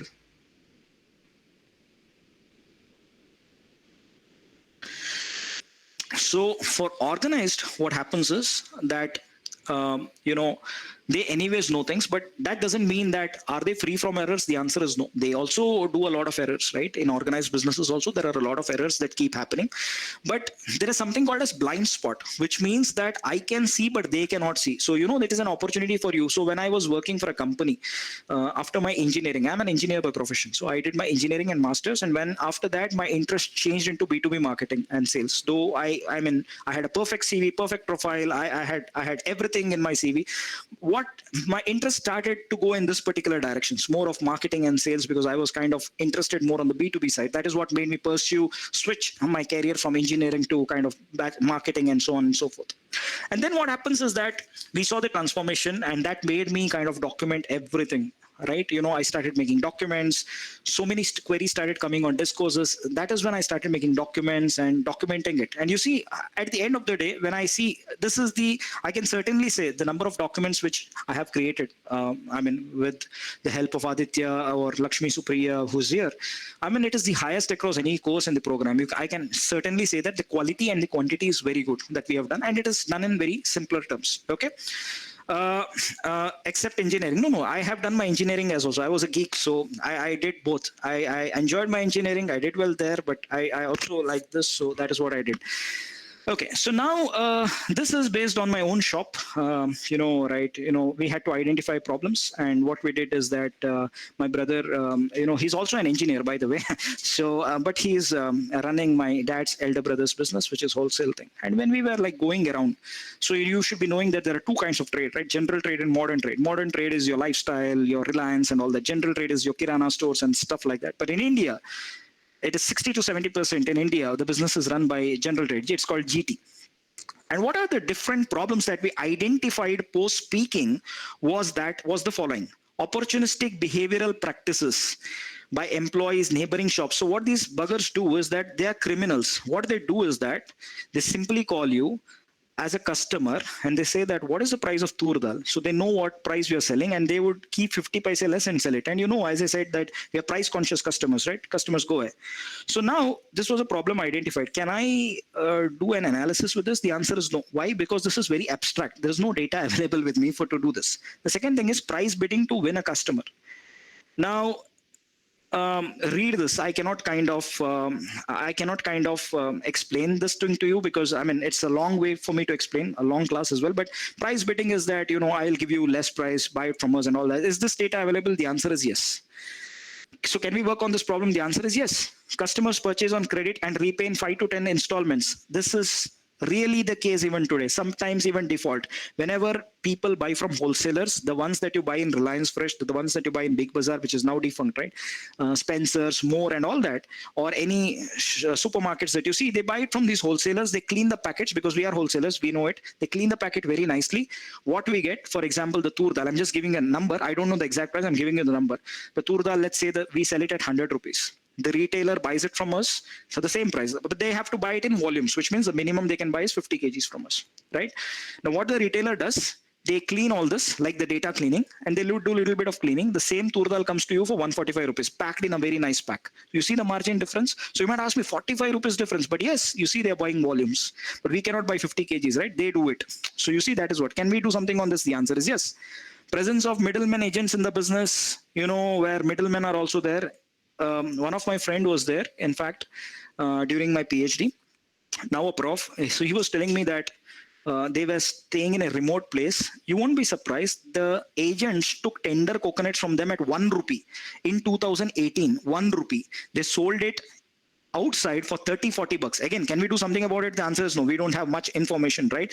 This is what they did. And these guys were not much aware of it, because, they did not have the capabilities. They did not understand. They were very naive and they couldn't do things, right? And then supplier quality shirking practices. Again, something can be done in this. Yes, if there is something data, you can do it. Unpredictable demand. This happened especially during the pandemic. Where we did not know what the demand was. Even today in wholesaling, we cannot predict the demand. Now, let's say that what did come? Makara Sankranti came in, the demand went up. New Year came in, it goes up. Any festival comes in, the demand spikes up. Dependency. Now, what happens is there's something called as dependency.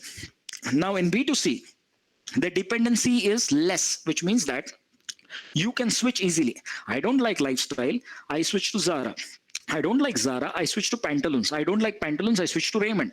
So the availability of alternatives is more, dependency in less. Whereas in B2B, what happens is that you have less alternatives available, so the switching becomes difficult for that. So even if you're not happy, you have to be in a lock-in relationship, right? It is like a lock-in relationship for you. So can something be done about this? The answer is still an yes if you get the data. One of my own paper, which I've cited for those interested in reading. Poor work-life balance, one of my own papers, which came in last month on mental health. So, it's very bad working condition. My brother works for 10, 11 hours every day. Every single day, 6 o'clock he wakes up. I was feeling really bad when I went to India last time. I was telling him, why the hell are you going? Why should you be doing all this? Why are you lifting the bags? We have people to lift it. And he said, look, boss, you're staying there doesn't mean that you're speaking in those terms. This is business. Every single thing matters. And that was a statement which I was like shocked by what he said, but he was right. You have to do your jobs. If you want to sell, if you want to be a good seller, you will know the ground reality only when you go there. People, the way they speak and the way they do, I get irritated, but he said this is how it is. If you want, you have to work. The next thing is unprofitable customers. For those who are interested in further sessions, maybe we can do it. Again, please write to Bharati ma'am if you want further sessions. So you have to retain your profitable customers. You have to convert unprofitable to profitable customers, and you have to fire your customers who are profitable. And again, how do you do it? There was a customer from us who was buying in volumes, but the margins that we had was barely 100 rupees per 50 kgs. And then his demand was pretty high. Packeters in this way and give that way and give another. And then we decided to fire them.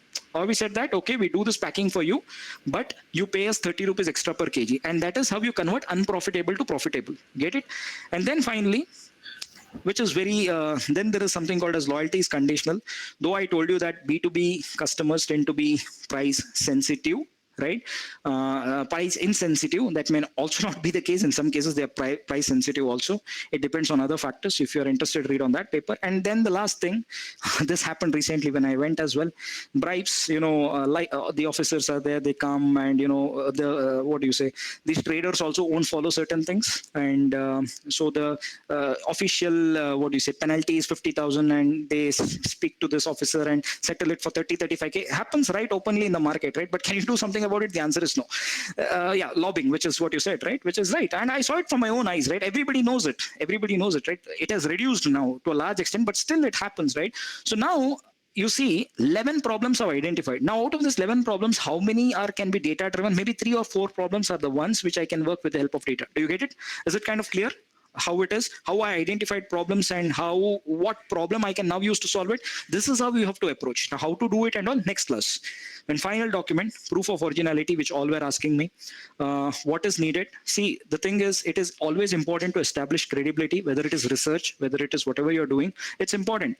If anybody does faking and passes, it's a crime, right? I mean, the student, he or she might pass, but at the end, they have done injustice to themselves and they may survive at this point of time, but in the long run, they would never survive. Okay, so video interaction is needed, 3 to 8 minutes, any language. This is not applicable for those doing secondary data, right? What should be discussed? Short intro, what problem they're facing, any language. Pictures, images, and flowchart. No pictures, images, and videos. Pictures and images are the same. It will result in rejection. And we want a letter with the letterhead and stamps. If it is unstructured business, even Anguta chap is also fine, finger is also fine, or some signature is fine. Or if that is not possible, you can still give us like pictures, images, videos, and all that. That should be fine for us. How to provide all this? You just have to make one link and give us access. That's it. Okay, so you can do Gmeets and you can record and share it to others, Nishant. That is also okay. Now for secondary data, what do we need? So you have to tell us from where you collected the data, the repository, and you have to give all these things. Don't take random business names. Typically of a business, take it, do it, and give it to us. Don't pick pictures throughout the reports to increase the length. It will be rejected. And finally, the student has to store the data with them throughout the project, start to end. This is very much needed, right? And if you don't kind of store these reports, what happens is that you would be pictures and videos. What is meant by no pictures and videos? What I meant is that if there are no pictures and videos in the report, it will result in a rejection. Okay, so that is what. Maybe I have to word it in a better way. You're right. So what I mean to say is that if the report has no pictures and videos, it will result in rejection. So this is what I wanted to cover for today. I'm sorry that I took a lot of your time. I almost took a lot of time. And to Omji, can we speak in Hindi? The answer is no during the presentation. So maybe I'll take it offline with you. I mean, is there a specific reason why it is Hindi? Then we'll have to understand it. Typically, it is English, but let's see how your report is because the report is in English, right? So Supriya, are you here? Supriya, I'm not sure. I'm here. Yeah. So if you can just, So she is the person. I mean, the books, whatever has been done, it is her. And thanks to her, I mean, that whatever we have been able to do is because of her. I mean, she beautifully designed it and she's extremely talented. So thanks to her, all thanks to her. And maybe I'll have a little bit of water. Supriya, you might brief them a little bit about the support if Pradyumna is there, or maybe you can just tell them about the initiatives that you plan. Give me 5 minutes. I come back and take the Q&A. Until that, Supriya can just tell, and then I'll come back and take your questions. Okay? Sure, definitely. Okay. Hello, everybody. Hope you're having a good time and hope you're, getting a good head start into what this program is all about. So, and I do hope that you're able to grasp whatever Dr. Ashwin has been saying so far. So, one of the major things we have planned for this this project is that we are soon coming up with something called as a student mentorship support, which is basically an idea where when you are starting with your initial reports, which is the proposal reports, what me and my colleague Pradyumna will be doing is that we will both sit together, and what we'll do is we will give a 15-minute consultation for each student or a group of students depending upon the kind of questions they're asking. So let's say if each of you have a distinctive question, a different question, so each of you will be having 15 minutes, right? So supposing if say 4 or 5 of you have the same doubts or queries, we will club, we'll just join 4 of you as in one session. Okay, everybody, I would really appreciate if you could hold on the sending the messages right now, because it really gets distracting for me. So thank you. On that regard, what I'd like to say is that this session is all about clarifying your initial basic report making doubts. So what we will do is very simple. We will ensure that your reports stay in par with the rubrics that we have mentioned here. I'm pretty sure you have a fair idea of what rubrics mean. And we ensure that these reports that you are currently making right now will stay in par with the rubrics as we have prescribed.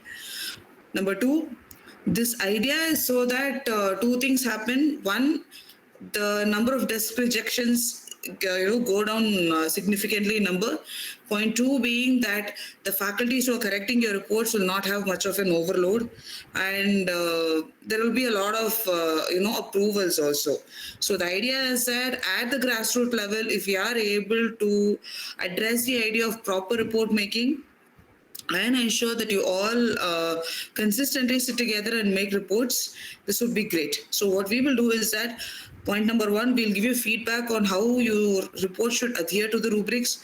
2, maybe, just maybe, we might see a little bit of grammar and vocabulary, but we won't see that all the time. Just a little bit, okay? This is not the main point, but the main point is to ensure that you guys stick to the rubrics, okay? So that one thing. 3 is to ensure if you have got all of these submittables right, the proof of originality, the photos, images, everything that you have of the business. If you have got it all right, these 3 are the main things we'll be seeing, okay? What we will not do, however, is that we will not sit and solve data charts with you. We will not give you ideas on what kind of methodology you should be, what kind of charts you should be using for this kind of a data.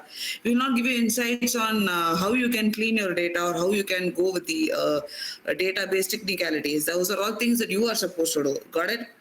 Because that's why it's called as a BDM Capstone Project, okay? In March, can we submit a proposal? Okay, Omji, you can ask this question to Dr. Ashwin. So once I'm done, Dr. Ashwin will come back and he'll start the Q&A sessions. So the idea, the reason why I'm here to talk to you about this mentorship program is basically because when we took a lot of Viva, we saw that there were a lot of fundamental mistakes, especially at the rubrics level. And together, Dr. Ashwin, myself, my colleague Pradyumna, and Dr. Aditya, we all sat together and we thought about what we can do here. And this mentorship idea was something that we all came up with, so that you do not have the faculties. You do not have the faculty sitting with you and talking to you about the basic mistakes that you have made. Because the rubrics are like your ABCs. This is so important that you get the rubrics right. Okay, guys? Okay, you will get a Google form once this call is done, okay? So, yeah. Thank you, Supriya. I briefed them about the mentorship thing. Thanks a lot. And sorry that I had to take a short break. Okay, so I have sent you This one, I've sent you a link for today's session. I value feedback. Even if it is bad, it is fine. You can just give me your feedback. It is anonymous, so you don't have to worry. Nothing would be done. Feedback is always done to kind of improve my teaching pedagogy. Right, so that is how it is. So I request you all to please fill in the feedback form. And what I would do is now I would open the Q&A. So you please raise your hands and I would go one by one, right? So I'll go with Apar, Harsh, then Pranav, and then Musab. Yes. There are no fees for any session. We don't charge anything. Apar, Harsh is not here. So then we go to Pranav. Email ID of Bharati ma'am is bharati@study.iitm.ac.in. You can mark to Bharati ma'am with a CC to me. Supriya, can you put Bharati ma'am's email ID in the chat? If you're here. Yeah. Hello?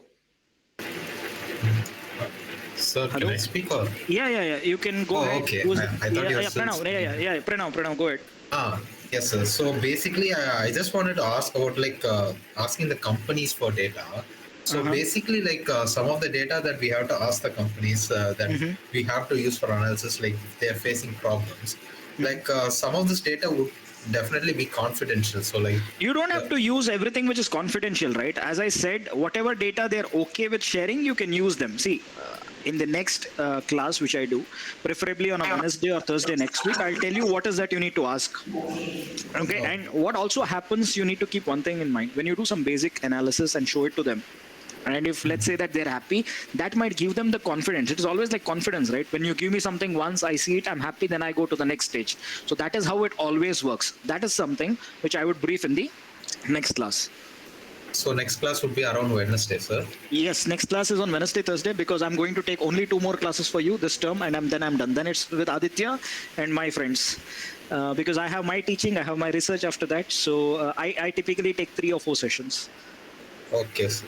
Yeah. My doubt was mainly regarding the data from the company. So that is not a problem. We could do that as well. So my mic was not working. It's working back now, sir. Can I ask a question? Yeah. Please go ahead. Yes, sir. Actually, I'm working in a company already in a SaaS environment, and I have access to their Google Analytics. So I want to use that data in Looker Studio, that is Google Data Studio, to represent reports. And so what is the business problem? The first question is, what is the business problem? No, it's not about so the first thing before you sorry to interrupt, is that first you have to identify what is the business problem. Right? Yeah, what is the problem? If you have it, then it is fine, then you can go ahead.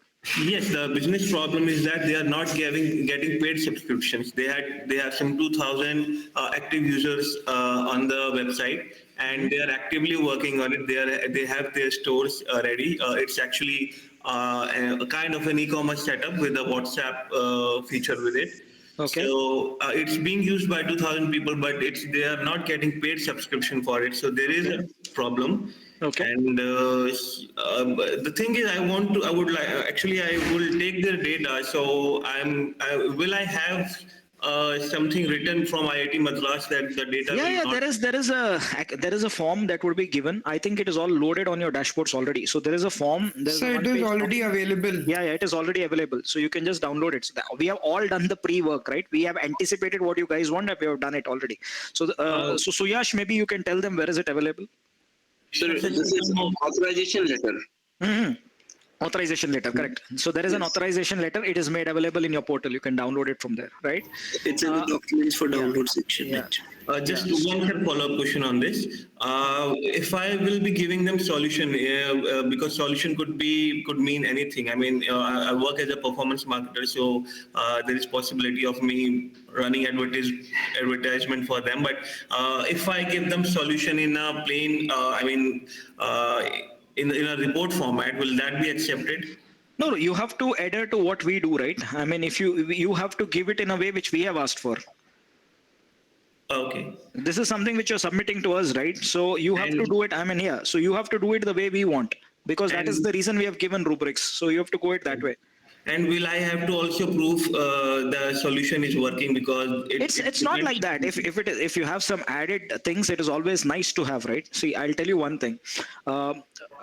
if there is something like, for example, that girl's example which I told you, and there was a proof of where the interventions helped. In some cases the interventions impact could be directly visible. In some cases it may take some time, right? So we are okay. You can just tell us what the recommendations were. If there is something add-ons, it is always nice to have, and which might help you get the best project awards. Okay, got it. Thank you, sir. So before we go to the next question, I request you all to please fill in the feedback forms. It's very important for me. So please do fill it. We have Musab, Himanshu, Kritik, Divya Darshini, and then Nasir Ali. So these are the next 5 names for me. So Musab, Himanshu Shekhar, Kritika, Divya Darshini, Nasir Ali. And once you have asked the questions, put down your hands. And if you have further questions, you can come back again at the end. Okay, go ahead in that order. Yes, Musab. Yeah, my first question was that, you initially showed we had to submit our, like, what company we are going to, what company's report we're going to make. That is only when you're submitting, right? Not now. That is only when you kind of, not now. That is when you submit. No, not now. When you submit your proposal, that is when you have to enter these details, not now. Another question I had, could we use data from, like I did an older project with the company, could I use... You can use it. You can use any data. I am once again telling you, it's not about using data. The first thing is to identify business problem. Once you identify the business problem, then you have to collect data pertaining to that problem. You are going the reverse way. You're doing step 2 first and then going to step 1. That is not possible. So backward integration is not this thing. So the first step is to speak to the business owner. Okay, identify the problems they face. That is the very first step. Okay, once you have the list of problems like I showed in my documents, then you decide which problem you want to solve. Then you ask the business owner, I want to solve this problem. Can you provide me some data pertaining to this? If they say yes, I think you misunderstood me. Just to make sure, we are on the same page. I've already solved a problem before, like a year ago, of a business. So in that case, it is not going to make much of an impact, but you can still submit. But the thing is, if it is already done, then we also need evidences, right? Proof of originality. Will you be able to meet that? That is the question. I can get an email and everything. Probably get them. We need video interactions and all that. If that you can get, then it's fine. You can go ahead. Another last question I had, I guess, was that you were saying something about dates contradicting, like exam dates and something where we have to, when you were talking about submitting, so the minimum time is 3 months, and you said that there's a certain way you cannot do it. I might have misunderstood or something. No. What I meant to say is that once you start the project, the minimum time period that would take to finish is around 3 months. Nothing less than 3 months is what it takes. That's what I meant. That's it. But you weren't saying anything was contradicting, so it doesn't really matter when You can submit any time of your choice. You can submit in February, you can submit in March, you can submit in April. But once you register for the project, the fee is valid for 2 terms. That is what it is. Okay. Okay. So I guess that's it. Thank you. Yeah. The next one, please go in the order which I told you. Yeah. Good evening, sir. Yeah. Himanshu. Sir, actually, my mom operates a small sweater selling business. Like you can do it. You can go with that itself. You should be doing that. But the data set is not like too large. That's okay. I mean, you have to see what is available with you, right? I mean, you can collect it for the next 2 months if you want to. Yeah, okay, sir. And like what I can submit as a proof of originality as the, can interact, you can have an interaction with your mother, read the document on proof of originality. I have given everything there, what is to be covered. Okay, so some of you had asked me a question. Good that you asked this question on data. How much should we be collecting? So the answer is the more is always better. And I'll give you an example. Let's take an example of Zoom cars. I hope all of you know what Zoom cars is, right? You take the cars on rental and you kind of drive it. What happens with this Zoom cars is, let's say that I did it for a period of 1 month. The trends that I might see, it might not give me any trend. Then let's say I did it during the holiday season, I might see a better trend because, the demand is more and the demand supply mismatch you might be able to observe. But if I still do it for a longer duration, then I might still see a better trend because, you have done it for a longitudinal period. So the more is always better, but the minimum time period is 1 month. More the merrier, which is right. The minimum time period is 1 month, but even if it is 1 month, we should be able to see certain trends. If we don't see trends, then it is of no use. If it is like a flat trend, then we don't want it, right? Okay. Sir, and I have one more question, that like if someone chooses secondary route for the submission, like in the starting on the dashboard, they have to fill the business name, Just right, yeah. Because even if you're doing secondary, you will have a business which you're doing, right? You might do it for Adidas, you might do it for Reliance, you might do it for More, Zara. So you'll be writing those names. That's it. But like, sir, that also asks for a business contact. No, business contact is not there. You just put the link from where you collected the data.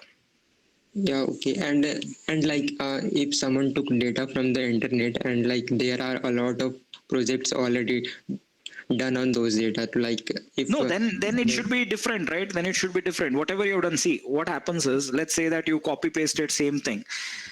These from Jan 2025, what we have done, especially from December, what we have done is the Viva is very stringent now. It's very tight to catch plagiarism and things like that, right? And the examiner will investigate you in depth. So at any stage, if any wrongdoing is found out, you can do definitely. If somebody else has done, you can also do, but the analysis has to be different. But let's say that you have copy pasted same thing and that wrongdoing is kind of found out by the student, then it's fail grade. Yeah, okay, sir. Thank you. Yeah, please restrict to one question only, because we have many students. Okay, put your hand down, Himanshu, and we go to this thing, and we go to Kritik, Nasir Ali, and Nadeem Khan. And please fill in the feedback form. I request somebody to please put in the feedback forms. I've just got 2 feedbacks filled. So please, if anybody can please put the feedback link again, because I think this is hanging for me, the system. Yeah, thank you, Lakshmi. Yeah, next ones.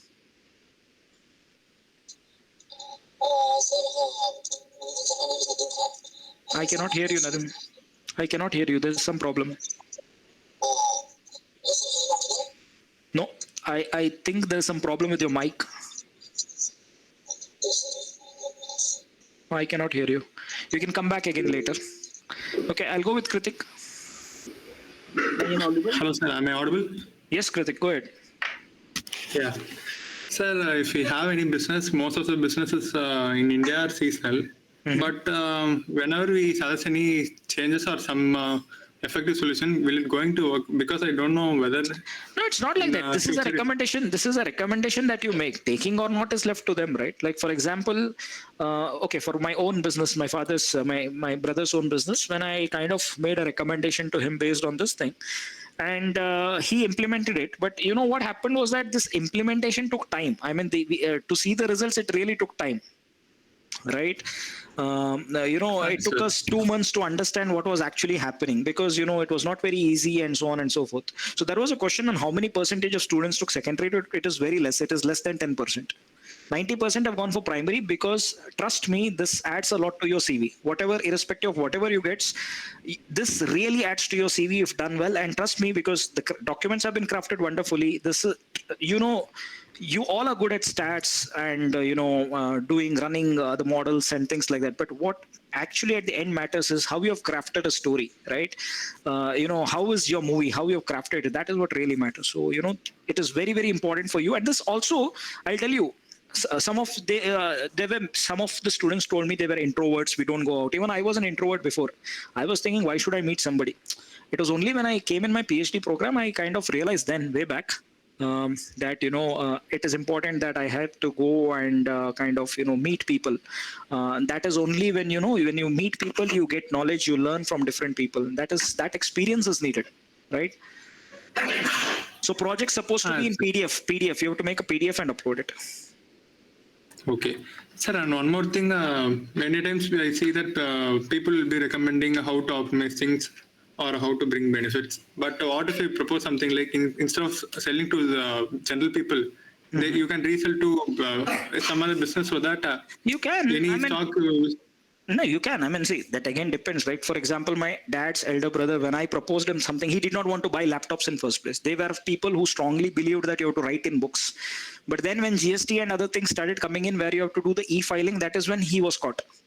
And that is when it was a forced change, you understand? So then he said, no, now, a person who did not want to buy a laptop, now he's asking every time when I go, he tells me, why don't you buy 2 laptops? That is how he speaks. So, it takes time, right? So it's fine. You can just recommend to them and see what happens. Sir, and if I recommend, I feel... Only one question. No more questions. Yeah. Okay. Yeah. Hello, sir. My question is regarding for the collection of the data. So basically, I live in Oman. This is very small country. So I approaches few of the supermarkets because small shops is nothing is there. So only supermarkets and markets are there. So I approaches few of the markets, but they are unable to give me the data. Are you from Kerala, Nasir? No, I'm not from Kerala. You're not from Kerala. Basically, what happens is I just asked you that this reason because we have many students who are in Abu Dhabi, who are in US, and what they did was they reached out to their friends who ran small businesses in India. And you don't have to collect it from Oman itself. You can also do it from India. Reach out to your friends, reach out to your first thing is always friends and family members. Easy thing it is. Right? Reach out to them, see if there is a possibility. If it is not a possibility, then you can go next stages, right? So it is not a problem. You can do anywhere, any business works. So next approach was my I am working in a department, so I approaches to another departments where You my can do reach that. is there. You can do that perhaps if there is a business problem identified. What I would be looking for is a business problem. What is the business problem Nasir identified? And for that business problem, what was the data he collected? If that is there, it is fine for me. Okay. Thank you. Okay. Mohammed Rishal, then Aryan. Hello, sir. Am I audible? Yes, sure.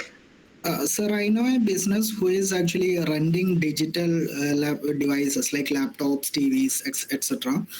And they are spending a lot in digital marketing. They are not able to get a lot leads. So does this come under technical problem or? No. This is business problem itself.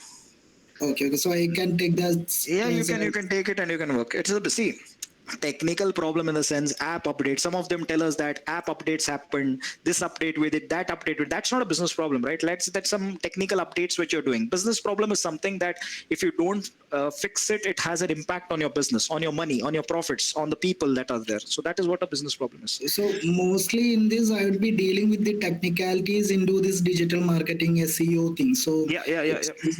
Okay. Yeah. So got it, sir. Thank you, sir. Yeah. Hi, sir. Yeah, Aryan. Then Gia. Yeah. Yes, my question is when we submit the proposal every month, first, third day, or that timing is there for submitting the proposal. If it get rejected in let's suppose I submit in Feb, and if it get rejected, can we submit in March again? You can submit in March again. Proposal can be submitted throughout the year. Anytime you can submit. Always the dates are 1 to 3. If your proposal is rejected in Feb, you submit it in March. And sir, same business proposal, or do we have to get same ones? They will the TAs will give you feedback. They'll tell you where you have gone wrong. See, Aryan, I'll tell you one thing. 70% of the students who submit proposal reading the documents have cleared in first go. Okay, there are always in a class. Why I kind of called the session, why I said the session is 3 hours long is that I want you to read the documents. If you don't read the documents and do the submission in a hurry, omitting Gantt charts, omitting WBS, then it will lead to a rejection. But if you have just followed whatever I've said and do a submission, 101% your proposal will be accepted. All stages will be accepted. And as I said, 60% approximately have cleared in 3 to 4 months time. I mean, without any rejections. But there have been students. Okay, I also want to tell you about one student who had 5 rejections. And we got emails and all that. We covered her story also. It's on Andrew Sir's LinkedIn profile. I don't remember her name. And then what happens is that she was very upset, and I said that, look, this cannot be a business from Bhavya Sharma. No, not Bhavya. I think somebody else.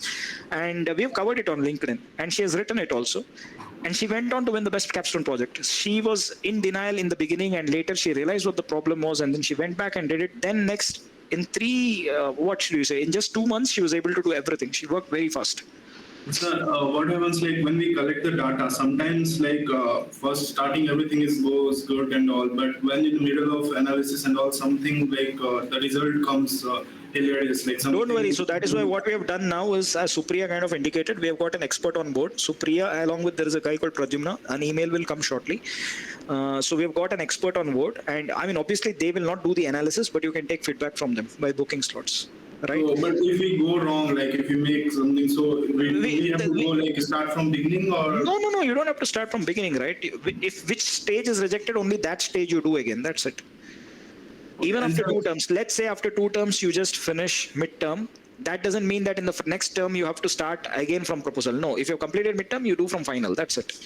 And sir, stays like how big business does it affect? Like if it is a local shop or is it some? See, if you ask me honestly, if you really want to do something good, do it on unorganized business. Unorganized business, you are actually adding a lot of value to them, and they will really enjoy it. You're doing some real contributions to them. So that is what my. Sometimes like a small business and also will they like any issues? You can do any business that you want to, right? So it won't impact anything. Even it will be better. It will be better. Look, the ones that I gave for you are all small businesses, right? And small businesses, it was difficult, but it is also easy to convince them. Actually, it is easy to convince them. 2-3 meetings and it is nice. I'll tell you this in the next class. Mantras to kind of capture people and all. That is next class, not now. Jia? Hello, sir. Yeah. I actually know a stock market investor, and he has a very messy way of storing his data and keeping track of his trades. So that is not a business problem. It is not a business, right? It is just like he is just managing his own things, right? That cannot be considered as business. That would not be data management. No, it is data management, but it is not a business, right? We want business problems. It is not his business, right? Is he running a business like Zerodha or what do you say, Georgette or things like that? It is his own thing, right? It is not business. Okay, and if I approach a business online and if I post, you can do it as long as you tick all boxes. Yeah, as long as you tick all boxes. First, what you guys have to do is go back and read the rubrics. It will take little time to digest, but we have all written it in such easy ways that you will understand it. Okay, so go back and read the rubrics. Sundays next week also I'll be taking a session, and Sunday Aditya will be taking. So you can check. First, read the rubrics. 50% of your doubts will be clarified. Okay, thank you. Okay. Next question was from Harshada Padma and then Burhan Iqbal Khan. Hello, sir. Yeah. So actually, even mine is similar to Jia, but now this is from my father only. So he's a self-employed person, so he does many things. But self-employed, what does he do? Self-employed is what does he do? Like he works in a company shop, or like he takes part-time like that and works in company, but he also does under that like against stock market. Stock market cannot be considered as a business, right? If he's running his own business, then it could be considered. For example, if he does some freelancing, right? Freelancing could be considered as one. Okay. So this is something what I thought, but I don't know if this solves in a problem. So what I wanted to do was a comparative analysis to let people know where to stop. For example, when you make losses.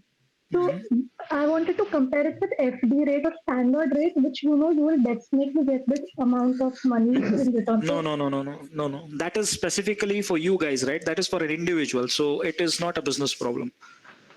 But he does it in his own self-employed, so isn't that a part of it? No, it cannot be considered business because this is something which you're doing for you, right? Like your own self, finances or the investments that you make. No, that cannot be considered as business. Business is like, Take it from a company. Like you can take it from a company, then it is fine. If you take it from a company, then it is a business problem. So fine. Like he works also in a share company only.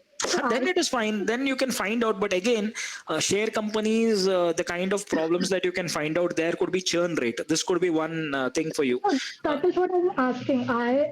Because finding loophole or problem is difficult to fix. So what I wanted to do was a comparative analysis and stuff. But it's not a problem to understand. What you do is you just give me a page proposal on what you plan to do. Email it to me, and then I'll have a look and I'll let you know. Okay, fine. Because sometimes I will have to see it to say what you're saying, right? And let's say that if it's not making sense, then I'll tell you that no, it's not working out. Fine. Thank you. Sir. Okay, Burhan and Suryan, please ask only one question, everybody. Only one question. Yeah. Hello, sir. Yeah. So, as I said, I wanted to give a context on the business that I captured. So, it was a B2B shoe business, and it caters many SKUs. So, and the problem that I came up with when I spoke with the business owner was that it has a seasonality aspect, and I need to collect the data for the entire year. And data currently is unorganized and written down on the paper. Okay. And how can I collect the whole year data? So whole year you don't have to do in such case, just collect it for 1 quarter and do it in that case. If it is like very tough. So there was one student last time called, I forgot his name. He was in Saudi or Dubai or something. We put his thing on Andrew Javad, Abdul Javad. So he also had something, but it was on inventories, but it was on nuts and bolts. So what he did was basically he collected data first for 1 month, ran an analysis and saw if he could see some trends on a weekly, bi-weekly basis, monthly basis. Then he did for 1 quarter and compared across for 3 months and did it. You can do that as well. So since first do for 1 month. Just do for 1 month. Okay, got it. So since you said for B2B businesses, I have to collect stock in and stock outs. So it's no, that was an example. That was an example. You don't have to do that. You can work on any problem that you want to. That was one example. So I have to manage and optimize the stock. So I have to get the data for stock ins and stock outs. So if it is if that is the business problem you want to solve, then you need all these details. It depends on your problem, right? Let's say that your problem is on sales or the profits. Then those variables you don't need. Sir, but at the same time, they are not maintaining the stock ins and stock outs, and they are maintaining it through WhatsApp messages. Like they have to order something, they would order it, and so that is how it is, right? So that is why what you could do is the simplest thing you could do is like from there, do it slowly. Don't take it like volumes, and first do it for like 1 week, see what is happening. Then do it in pieces and show it to them first. That is what I would suggest. Don't directly think of 1 year, 3 months and all that. Do it for 1 week, weekly and see. Just track for 1 week and note it down, make an Excel sheet and see what is coming and then connect it for the next 1 week. That is what you could do. That is my suggestion. I cannot consider the seasonality aspect. You can do it, but if it is taking time for you, then we cannot do anything, right? So it depends on how much time are you willing to put in. Okay, sir. Got it. Yeah. So if you're like, there were students who were very passionate, and if you want, you can do it. See, from my end, there is nothing. And there were students who went and did it also. It is always good. Because as I said, good work that you do actually helps you later. Okay. So you have to work very hard. All of us, I want to tell all of you, 251 who are here, that you need to all work very, very hard. Now you're in a very good institution. In fact, the pedagogy is fantastic. You have to learn from it, and this kind of education will not get anywhere. You have to learn, make use of it. Okay, thank you so much. Welcome. Good to hear you. Yeah. So please fill in the feedback forms. I am requesting everybody. I received 10 feedbacks. I hope you are able to fill the feedback forms. Yes. Okay. So I request you all to please fill in the feedback forms. Okay. I go to Suryan. Just